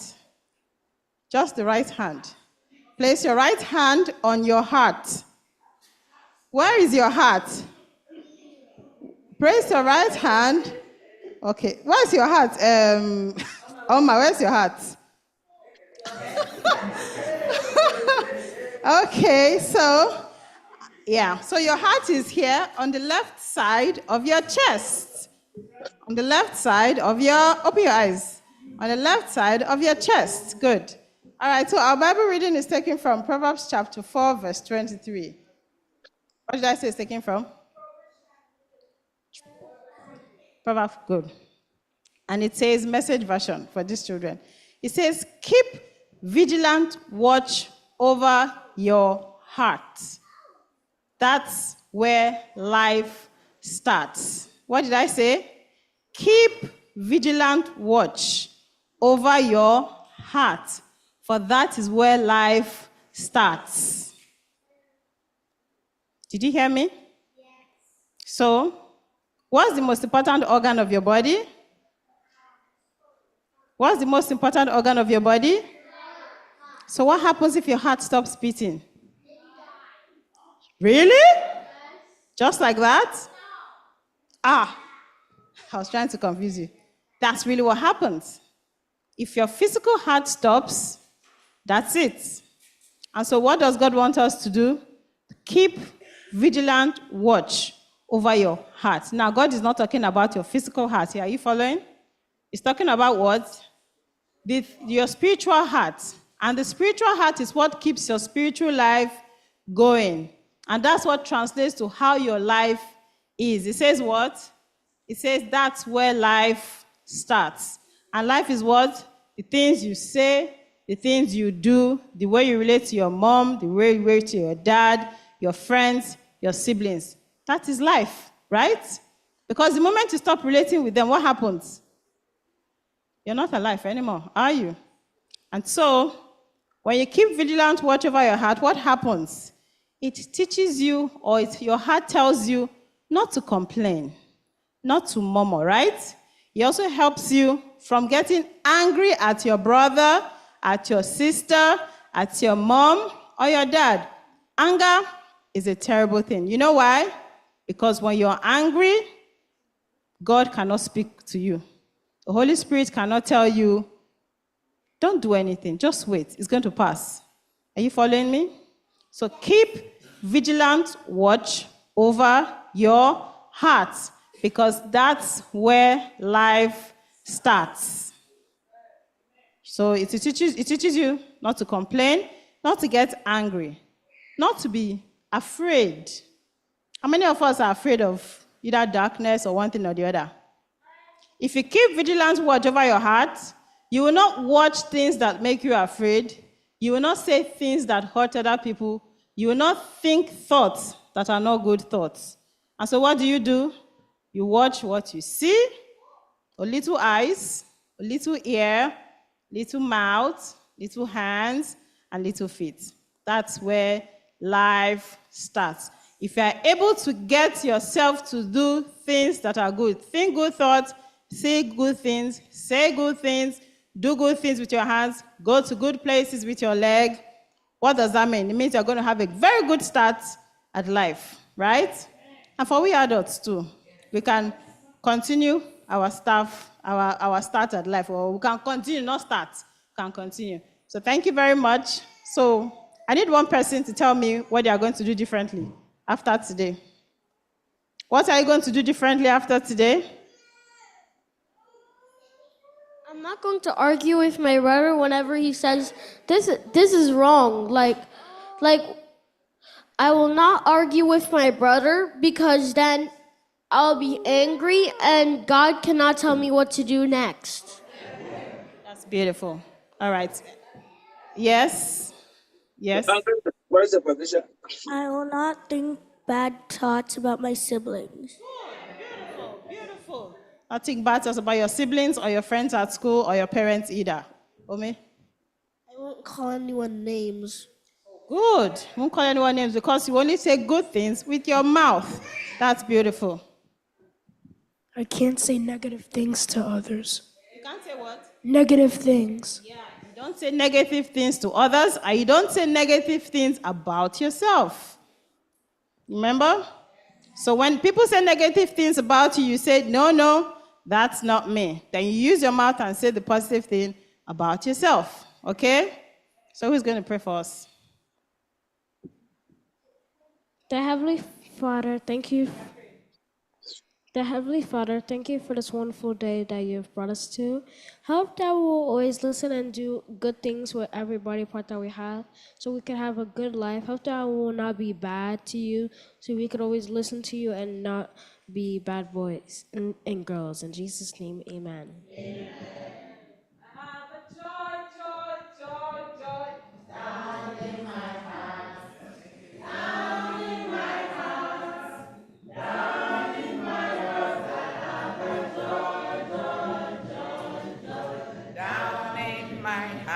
Where?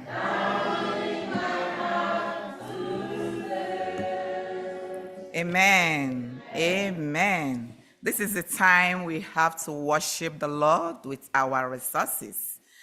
Offering time. Offering time. Okay, so you guys know we have so many ways of giving to the Lord. Some of us have already given. Zelle, if you have more to Zelle, please Zelle, our online giving system. Those of our sisters who have joined us today online, on YouTube, wherever you have joined, first able to worship today, you can see it's showing online areas you can give your money, no matter how little. The Lord said we should bring our tithes and offering into the house of God. So today we are joining our family, the family of O'Hara, to glorify God, to thank God for the wonderful thing the Lord did to us. I'm not going to say anymore. The pastor have said it all. I don't know how it will have been. Please deep down in your pocket and give to God, because the Lord is so good. There is nothing we can give that is enough to thank God for all his mercies and all his love and grace towards we sinful souls. Please give. The book of Psalms 96 from 7. Give to the Lord, O families of the peoples. Give to the Lord glory and strength. Give to the Lord the glory due his name. Bring an offering and come into his courts. Amen. As we give, may the Lord bless each and every one of us in Jesus' name.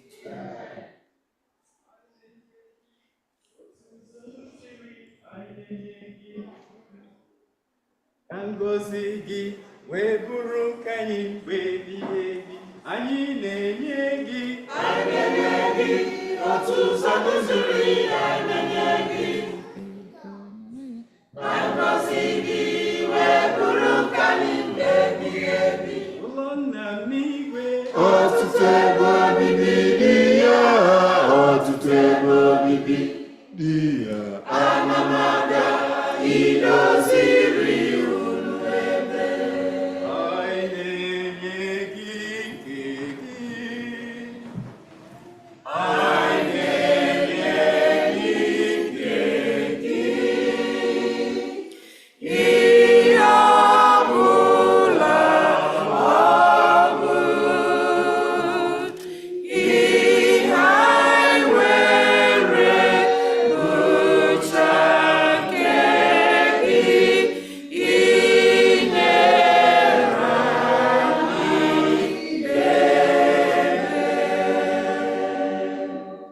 Family of O'Hara is thanking the Lord. In addition to coming physically to thank the Lord, they are thanking the Lord with a large amount of money. And they said the family of First Igbo should please join them to glorify God. They are so grateful. We thank God for you guys. May God bless you all in Jesus' name. Amen. Let us pray. Our dear Father in heaven, King of kings and Lord of lords, Father, we thank you for you have brought us here again from last Saturday to today. It's another thing to glorify your name. More especially, Father, we cannot stop thanking you for the life you saved, Lord. You saved the whole family, Lord. We thank you. We glorify you, Father. We are grateful. Father, every day also we go to work and you lead us back safely. Father, we thank you. Take all the honor, take all the glory, take all the adoration. Your children have brought to you thanksgiving and offering. Father, we may have given, but not in the rightful way. Father, we ask you to forgive us. Father, we ask you, Lord, as you continue to bless us, may we continue to bring unto you that which you have asked us to bring to you. Father, take all the glory, Lord. Bless it. May we use it, oh Lord, to spread your gospel, Father, to reach out to those who are yet to know you. Father, in everything, may your name alone be glorified. We bless your holy name. In Jesus' name we pray. Amen. Amen.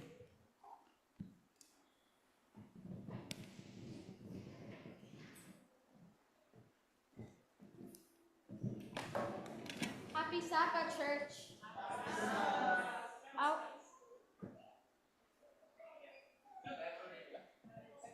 Let us rise.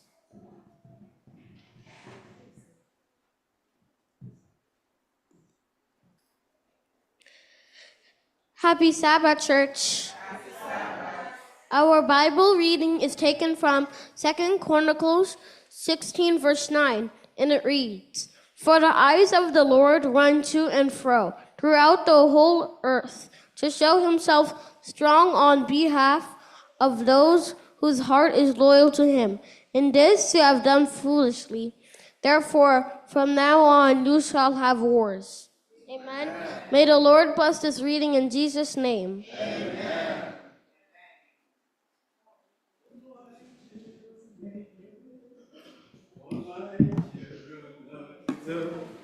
Imesoma Chukwu nara ekele. Ọnụ anyị juru n'ekele. Ọnụ anyị juru n'otuto. Imesoma Chukwu nara ekele. Ọnụ anyị juru n'ekele. Ọnụ anyị juru n'otuto. Imesoma Chukwu nara ekele. Ọnụ anyị juru n'ekele. Ọnụ anyị juru n'otuto. Imesoma Chukwu nara ekele. Ọnụ anyị juru n'ekele. Ọnụ anyị juru n'otuto. Imesoma Chukwu nara ekele. Ọnụ anyị juru n'ekele. Ọnụ anyị juru n'otuto. Imesoma Chukwu nara ekele. Ọnụ anyị juru n'ekele. Ọnụ anyị juru n'otuto. Imesoma Chukwu nara ekele. Onye juru n'ọnụ afọ ejuwo anyị n'ime. Imesoma ebe ụmụ gị nọ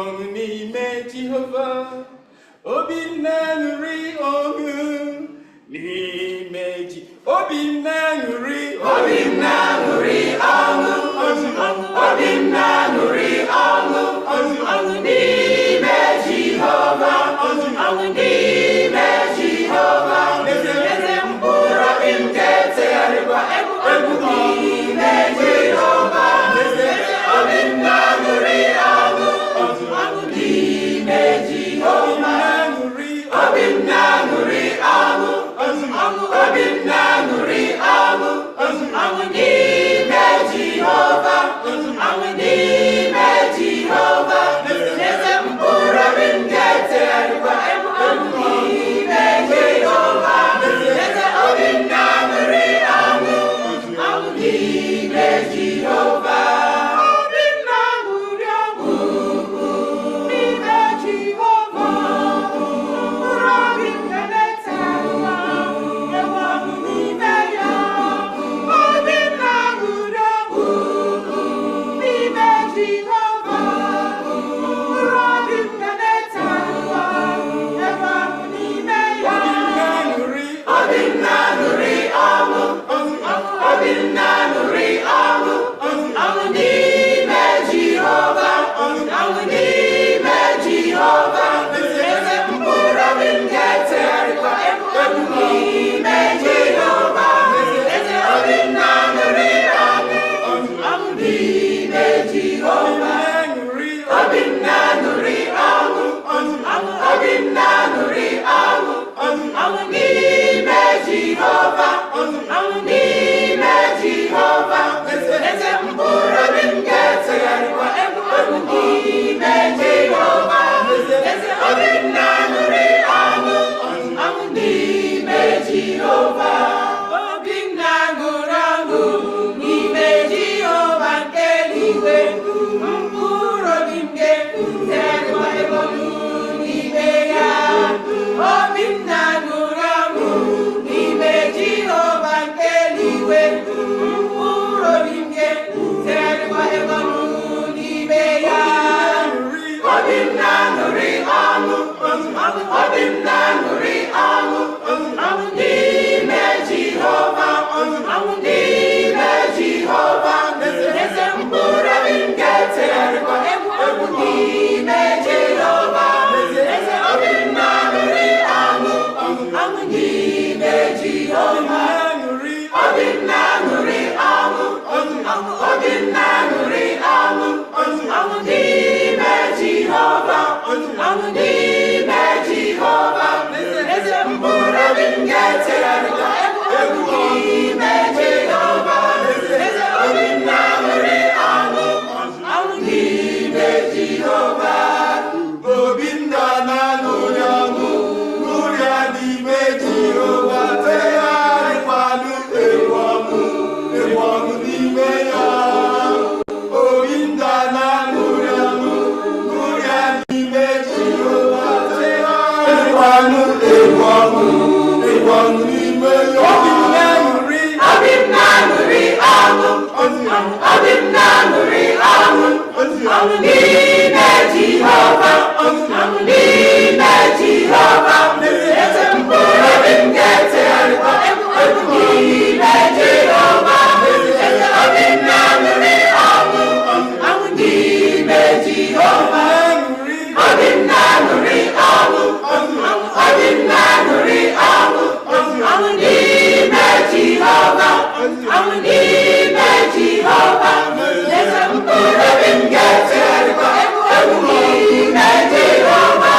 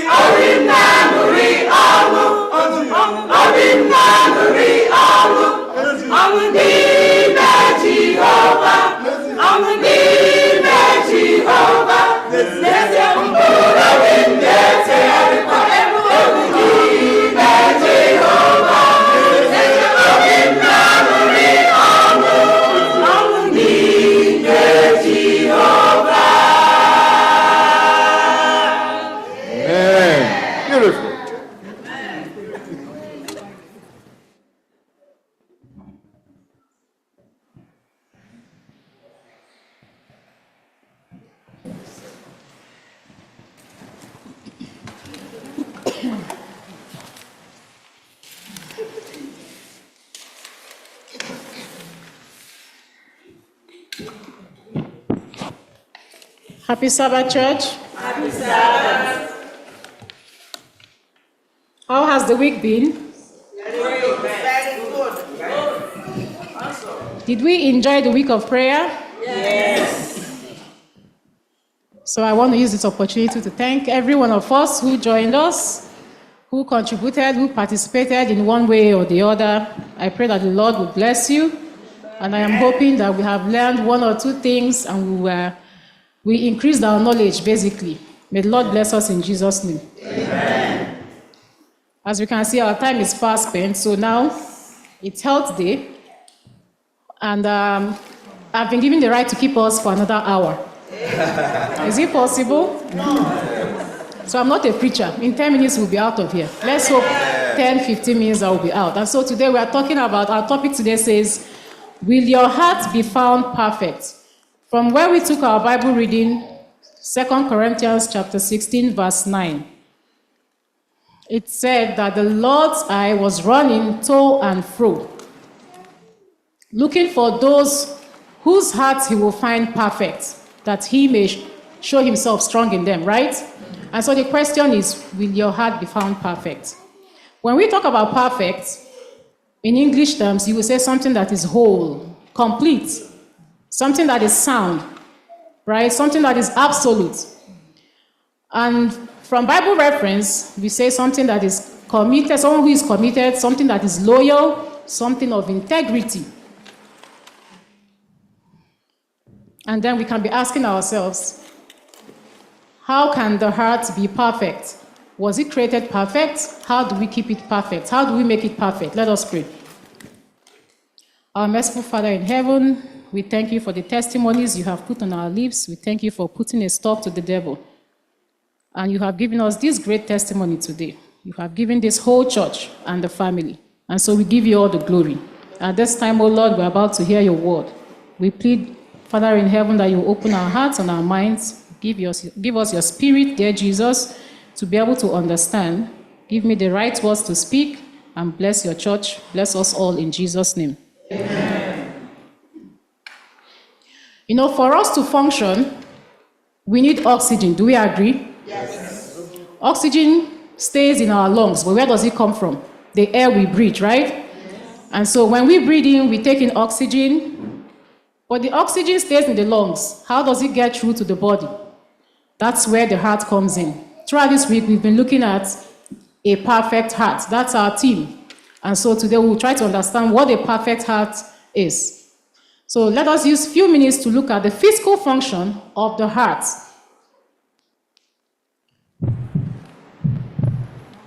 The function of the heart is to pump blood to the lungs and around the body. It pumps continuously, without resting, and without becoming fatigued. The heart consists of 4 chambers called the right atrium, right ventricle, left atrium, and left ventricle. A wall of muscle called the septum separates the sides of the heart. Deoxygenated blood from the body enters the right atrium from the inferior and superior vena cava. It then passes into the right ventricle. When the heart contracts, it pumps deoxygenated blood from the right ventricle through the pulmonary artery to the lungs. It is here that oxygen passes into the blood and carbon dioxide diffuses out. The oxygenated blood then enters the left atrium, passes into the left ventricle, from where it is pumped out of the aorta to the body again. Valves, known as atrioventricular or AV valves, separate the atria and ventricles. The purpose of these valves is to prevent blood from flowing in the wrong direction. There are also 2 other valves called the semilunar or SL valves. These are located between each ventricle and the artery leaving the heart, and again prevent the blood flowing backward. The heartbeat sound is caused by the snapping shut of first the AV valves and then the SL valves.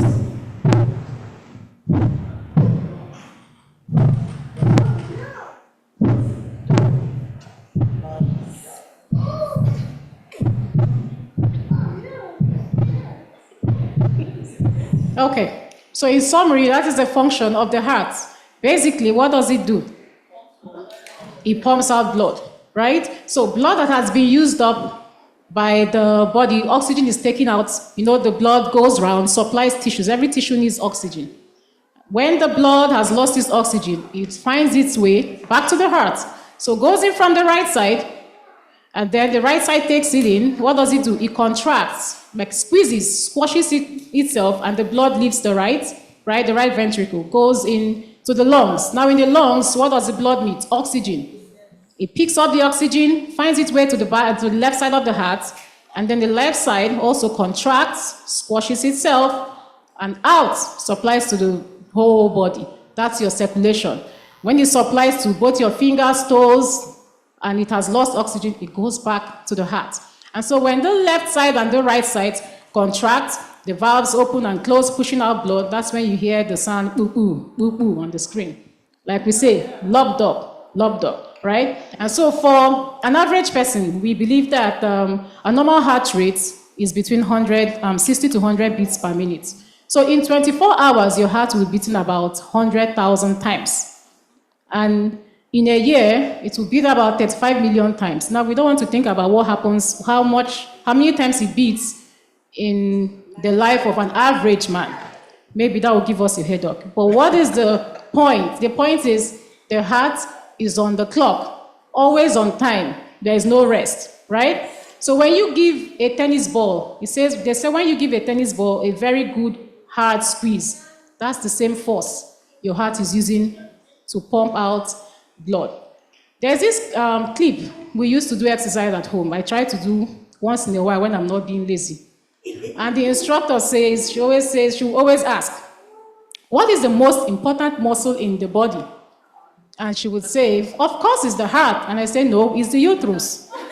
Why? Because it's built strong, able to hold over 12 pounds, right? But then, thinking about it, does it hold 12 pounds every day? No. There are long periods of rest, right? But the heart is always there. Always there. The heart muscles were also built very strong. Strong, tough. In fact, if you are confused, if you took a heart and you were confused which one was the right or left, you would know, because the left is bigger than the right. Because the left needs more force to pump out the blood, right? And so we eat a lot of pepper soup and internals. Have you ever eaten the heart of a goat or cow? Yes. The meat, right? Yes. Okay, I see foodies. Have you noticed that there is a difference in the part of the heart and the meat, the normal muscle? It's built different. There's a different texture. There's a consistency. A lot of us are not nodding. Try it and thank me later.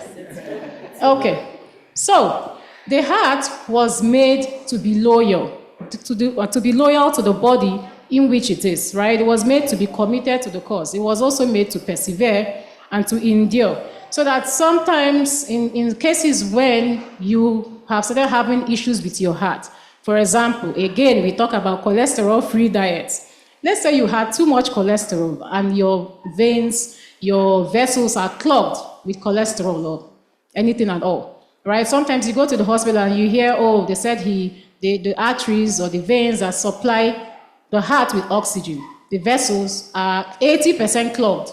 So if the hole was supposed to be this round, it's clogged up to 80%. That means the heart is not receiving oxygen. Yet it's the one pumping out the whole blood to the body. In that case, what would happen? The heart will begin to strain. It begins to strain, but what happens? It keeps going, right? Okay, and then other times, maybe due to harmful substances or anything at all, the heart begins to fail. When it has endured over time, it begins to fail. It still doesn't stop. It no longer has the same force it uses to squeeze. It gets slower. but it keeps going. It doesn't just give up, right? And so when other organs stop in the body, the heart keeps going. For instance, have you heard about someone being brain dead? This time, people are now very knowledgeable. In the past, there used to be a lot of motorbikes on the road without helmets. You know what we call them? Organ donors. Because they would have a fatal crash, they are brought to the hospital, the brain has received this huge insult, and what happens? It can't survive it. It's very fragile. But the heart keeps beating. And because the heart is still alive, other vital organs are still alive. And so those organs can be what? Donated. So some other organs in the body may not be able to endure to, like the heart. For instance, the adrenals is on top of the kidneys. They are very fragile glands. They produce the hormones, the stress hormones that get us through life. Any little insult, they begin screaming loud. You come out crashing. And so with the stressors on the heart, maybe from us not exercising, from the things we put into our mouth and all the things we put into our body, the heart begins to stress. Despite this, it still pushes. This is the physical heart. With these few points of mind, have I been able to convince you and not confuse you beyond reasonable doubt that the heart is loyal? Is it? Yes. Okay. We know the heart is loyal to its owner. It's perfect to its owner. Now, let us talk about another aspect of the heart. We agree that the heart is the most important organ in the body, right? Yes. So not just as a physical organ, but when the Bible refers to the heart, it refers to who you really are. God wants us to have a perfect heart. In Matthew chapter 5, verse 48, it says, "Be ye perfect, just as your heavenly Father is perfect." Some other translation says, "Be ye perfect, growing to all maturity in mind and in character." A person with a perfect heart is always looking for how to grow, is always growing. The Bible heart, when the Bible refers to heart, it means the entire inner man, your inner self, your thoughts, your attitudes, your desires, everything. It is the you that no other person sees, right? That's the heart, that's the spiritual heart. It's the you that no other person sees. And so that's why Matthew 12, verse 34 says, "Out of the abundance of the heart, the mouth speaks." The mouth speaketh, right? And so that's why Jesus in Matthew chapter 7, verse 6 said, "These people honor me with their lips, but their heart is far from me." So the heart is the real you. You could be worshiping in church and your mind is elsewhere. It's very easy to look okay on the outside, right? So we can all dress up, dress this body, take it to church, and sit it down and say, "Happy Sabbath, happy Sabbath." But then, in your mind, maybe you're still thinking of the quarrel you and your husband had yesterday night, or you and your village woman the other day, and you're just sitting there. It doesn't necessarily mean that you went to church or you paid attention. The real you was someone else. That is your heart. And so why is the heart so important to God? It is because it is your authentic self, the core of your being, where your desires and your passions live. It is also the part of you that connects to God and also connects with other people. So Proverbs chapter 4, verse 23 says, "Keep your heart with all diligence, for out of it springs the issues of life." That was what the children's story was talking about, right? And so whether the physical or the spiritual heart, you have to keep your heart, guard your heart with all diligence. And so just like we've been learning through the week, a perfect heart is one that is full of gratitude. A perfect heart is one that is full of compassion. To pray for someone when you hear that they are sick.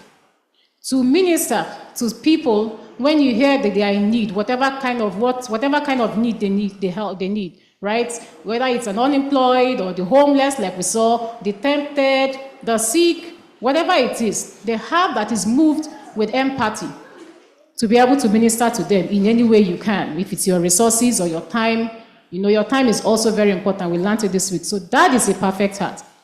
A heart that is full of humility and forgiveness. A heart that is also loyal, committed, responsive, and in constant obedience to God. So while the Lord's eye is running to and fro, will he find your heart perfect? Sometime Uguna, come and give me that song. Today, let us follow the psalmist. In Psalms chapter 101, verse 2, the psalmist says, I will behave wisely in a loyal way. Loyal means perfect. Perfect could be loyal, could be committed, I will walk within my house with a perfect heart. So today, let us say, I will behave wisely in a loyal way, in a perfect way. I will walk within my house with a perfect heart. So today, the prayer is that God will, by His grace, find our hearts loyal, find our hearts perfect, and find us all committed to Him in Jesus' name. Amen. Amen. Okay. Change my heart, oh God. Change my heart, oh God. Make it ever true. Change my heart, oh God. May I be like you. Change my heart, oh God. Make it ever true. Change my heart, oh God. May I be like you. You are the potter. I am the clay. Mold me and make me. This is what I pray. Change my heart, oh God. Make it ever true. Change my heart, oh God. May I be like you. Jesus, oh Jesus,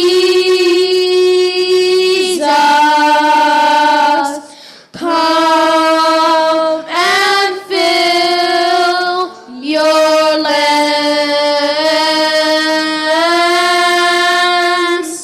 Jesus, oh Jesus,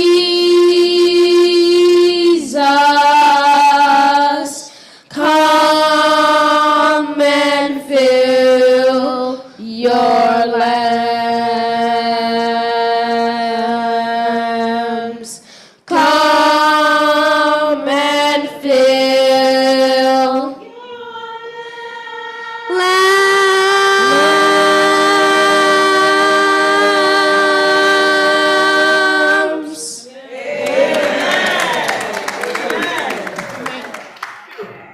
At this point in time, I will call again on Sister Nisha. Please come and bless us with your voice. And after that, the closing song. Closing song, Uloma.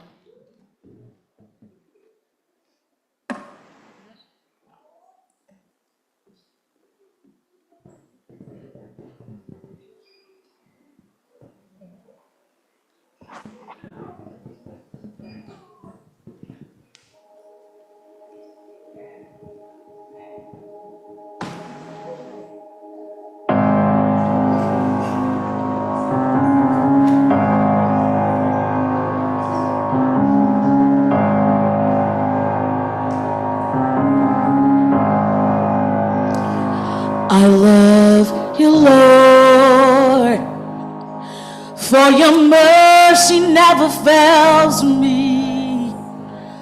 All my days have been held in your hands.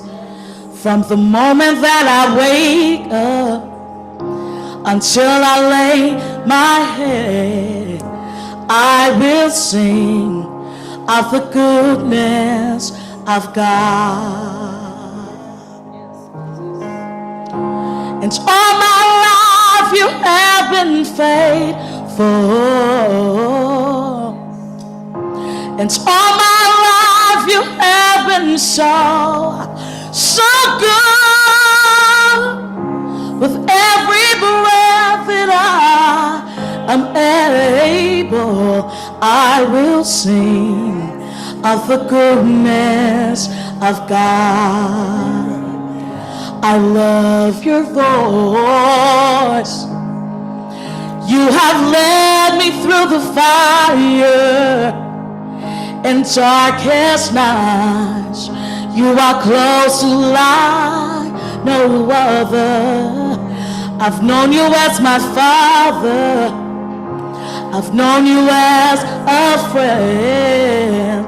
I have lived in the goodness of God. Can we stand and sing all together? Let's stand. And all my life you have been faithful. Yes, you have. And all my life you have been so good. With every breath that I am able, I will sing of the goodness of God.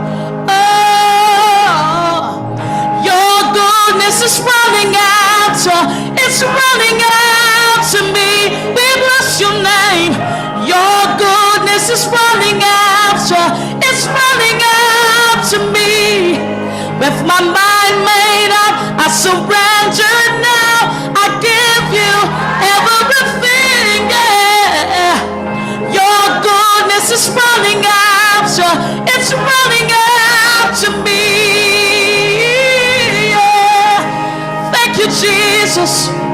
We bless your name in this house, God. We exalt your name, God. Lord, we thank you for the lives you've saved. We bless your name. Someone say hallelujah in this house. Your goodness is running out. It's running out to me. Hallelujah. Your goodness is running out. It's running out to me. Oh, thank you, Jesus. Thank you, God. All my life, God, you've been so faithful. And all my life, God, you've been so good. With every breath that I am able, I will sing of the goodness of God. Come on, church, help me sing, yeah. And all my life, God, you've been so faithful to us today. We thank you, God. Come on, lift your voices. He's been so good. Thank you, God. Hallelujah. And we will sing of the goodness of God. Yes, we will. We will sing of the goodness of God. We will sing of the goodness of God.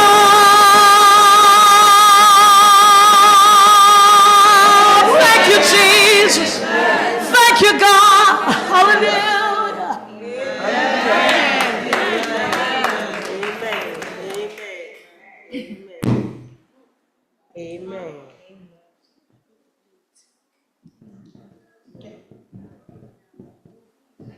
Amen. Amen. Amen. Our closing hymn, our closing song is the same song they just sang, but we're going to be singing it, sing along, right? So they're going to play for us and everybody's going to sing it. We all know it's very simple. Change my heart, oh God, make me pure and true. And change my heart, oh God, let me be like you. Okay?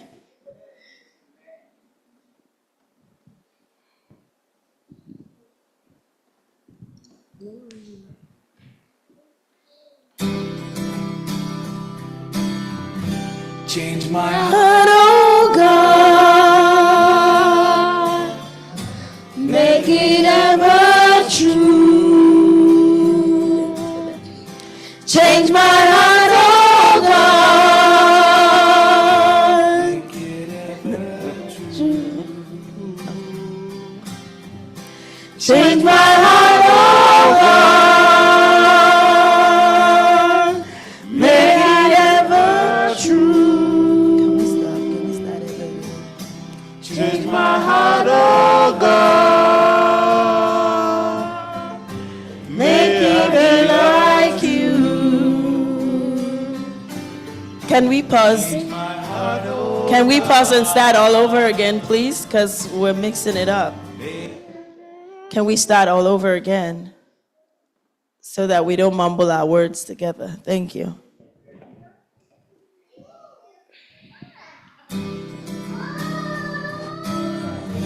Change my heart, oh God. Make it ever true. Change my heart, oh God. May I be like you. Change my heart, oh God. Make it ever true. Change my heart, oh God.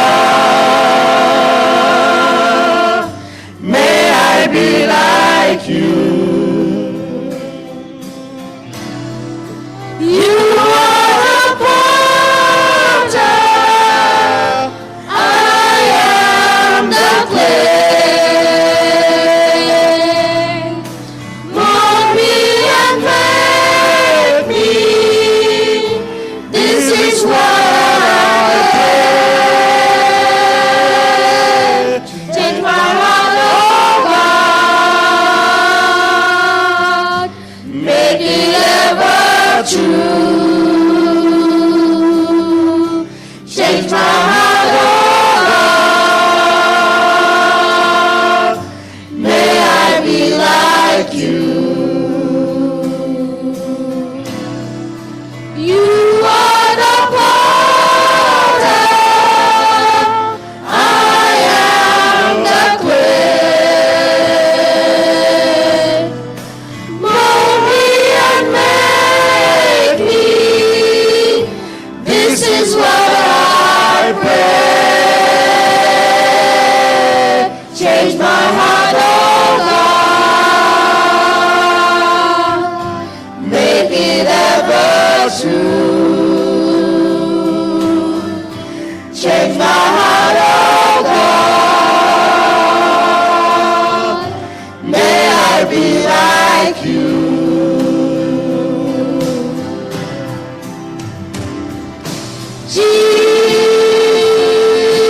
Jesus, oh Jesus, come and fill your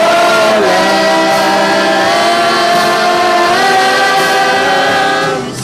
Jesus, oh Jesus,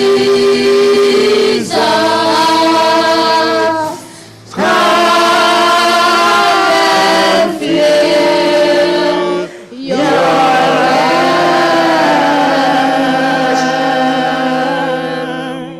Amen.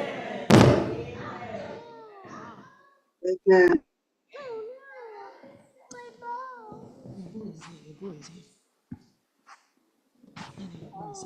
It's there, it's there, it's there.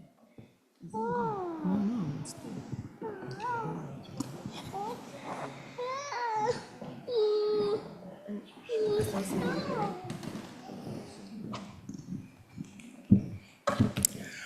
And like the psalmist in Psalm 51, verse 10, he makes that plea: create in me a clean heart, O God, and renew a steadfast spirit within me. And in that verse 12 of that same chapter, he goes on to say, restore to me the joy of your salvation and uphold me by your generous spirit. Amen. On this note, Lord, create in us a clean heart, renew in us a steadfast spirit. And may we go from here now filled with the joy of your salvation. And may we rejoice that we have a new spirit in us, a new heart, just like you want it to be.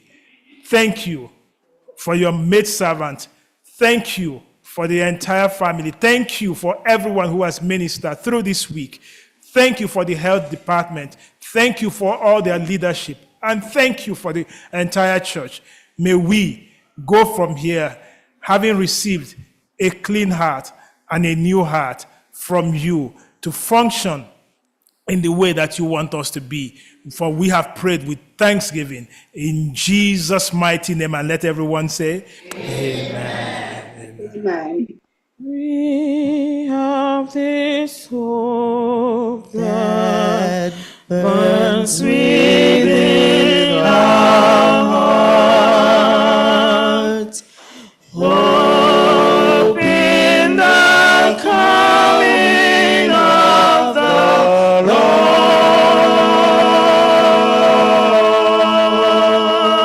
Lord. We have this faith that Christ alone imparts, faith in the promise of His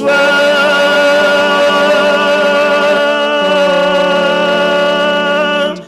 We believe the time is near when the nations far and near shall awake and shout and sing hallelujah, Christ is King.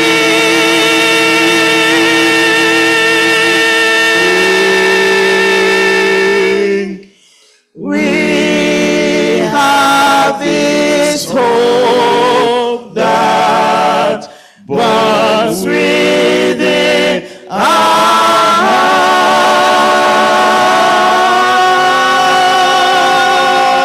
hearts, hope in the coming of the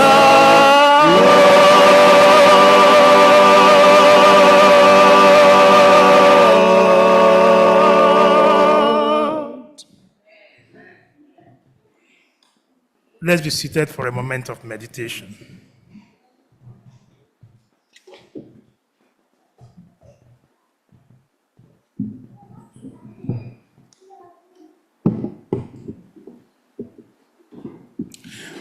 What is that burden that you carry that is depriving you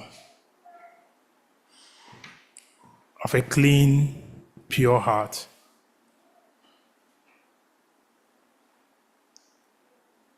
What is that sorrow that you bear? What is that you remember and it creates fear within you? What is that that is aching you? As we conclude on this of a pure heart, lay it down. As we conclude this prayer, ask the Lord for restoration, to restore a new heart in you and fill you with the joy to go from here on.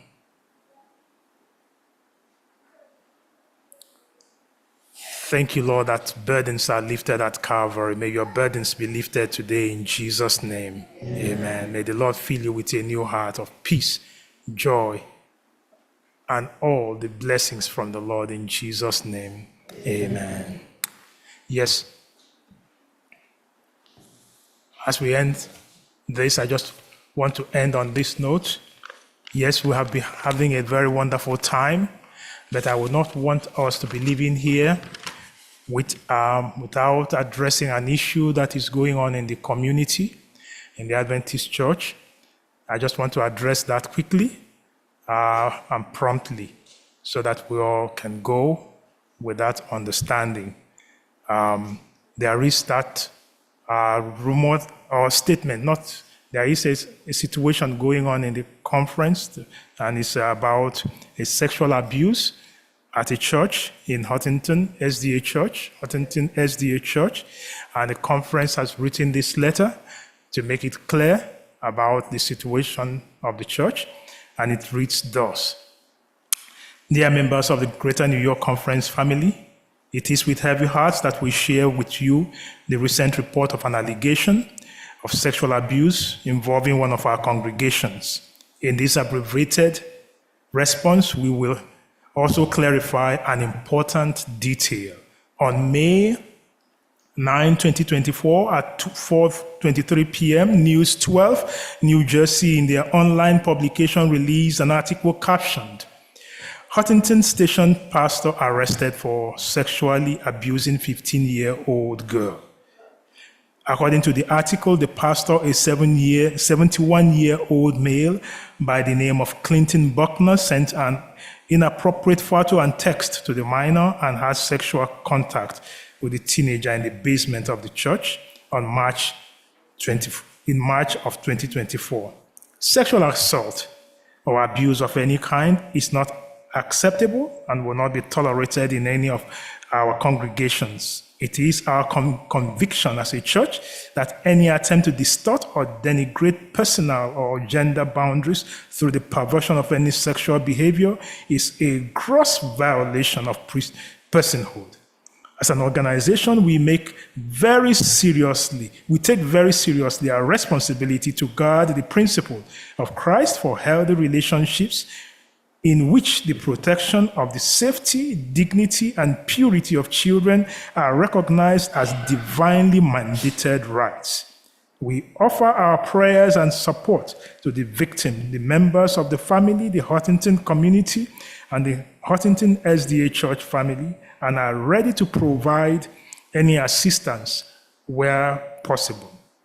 While the investigation is ongoing, and we are learning more details relating to the incident, we would like to bring to your attention this important factual correction to the News 12 release. The accused, named and identified as the pastor of the church is in fact not the pastor, nor has ever been a pastor, nor an employee of the church or the Greater New York Conference of SDA, but he is a member of a local congregation. We pledge full transparency and are committed to giving our full support and cooperation to the relative authorities, and humbly seek your understanding as the investigation is ongoing. Sincerely, Dr. Alonzo Smith, President, Greater New York Conference of SDA. So I just want to bring the church to that awareness that the news did not portray the right person. He's not a pastor nor an employee of the church. He's just a member. And as the investigation and reports come forward, we shall also keep everybody informed. This is the update on that news. So we just had to make that the church had to make that statement and correction. Thank you, everyone. It has been a very long Sabbath, but it's a worthwhile Sabbath. I know I kept everyone long, but it's a joyful one that we can celebrate the victory of the Lord. So we will keep singing our victory, oh victory in Jesus, my Savior, my Redeemer. So our celebration and our victory will go downstairs and we go down and just celebrate the goodness of the Lord. So it will keep flowing We started last Sabbath. We will continue again this today, and we will continue on and on. So just tell the enemy, you have lost another battle. Just turn around, tell the enemies, you have lost a battle. So we are just going home rejoicing. Yes, did you want to tell me something? Oh, okay. Because when I wanted to come to sing, she said I should sit. Well, this time now, so also on that note, I must also acknowledge tomorrow is Mother's Day. I know that Elder Matthew, don't put your head down. What did you want to tell the women? I know that next Sabbath is a special one. And Sister Bliss, remember that when you are coming next Sabbath, don't come alone, right? You know who is coming with you, right? Okay, so I know that is special one is next Sabbath for the women, right? Yes, so until then, please extend your love to your mother, to your grandmother, and to all the women. May just know that all women, young or old, you are appreciated. We love you all, and the Lord loves you the most. Happy Sabbath, everyone.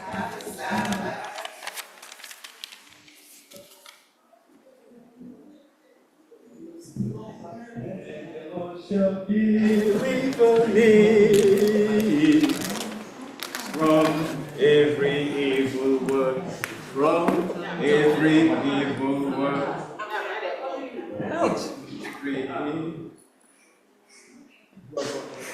And the Lord shall deliver me from every evil work, from every evil work, from every evil work. And the Lord shall deliver me, deliver me, and the Lord shall deliver me, deliver me from every evil work, from every evil work, from every evil work, and will preserve me unto His heavenly kingdom. To Him be the glory forever, forever and ever. To Him be the glory. To Him be the glory forever, forever and ever. To Him be the glory. To Him be the glory forever, forever and ever. Amen.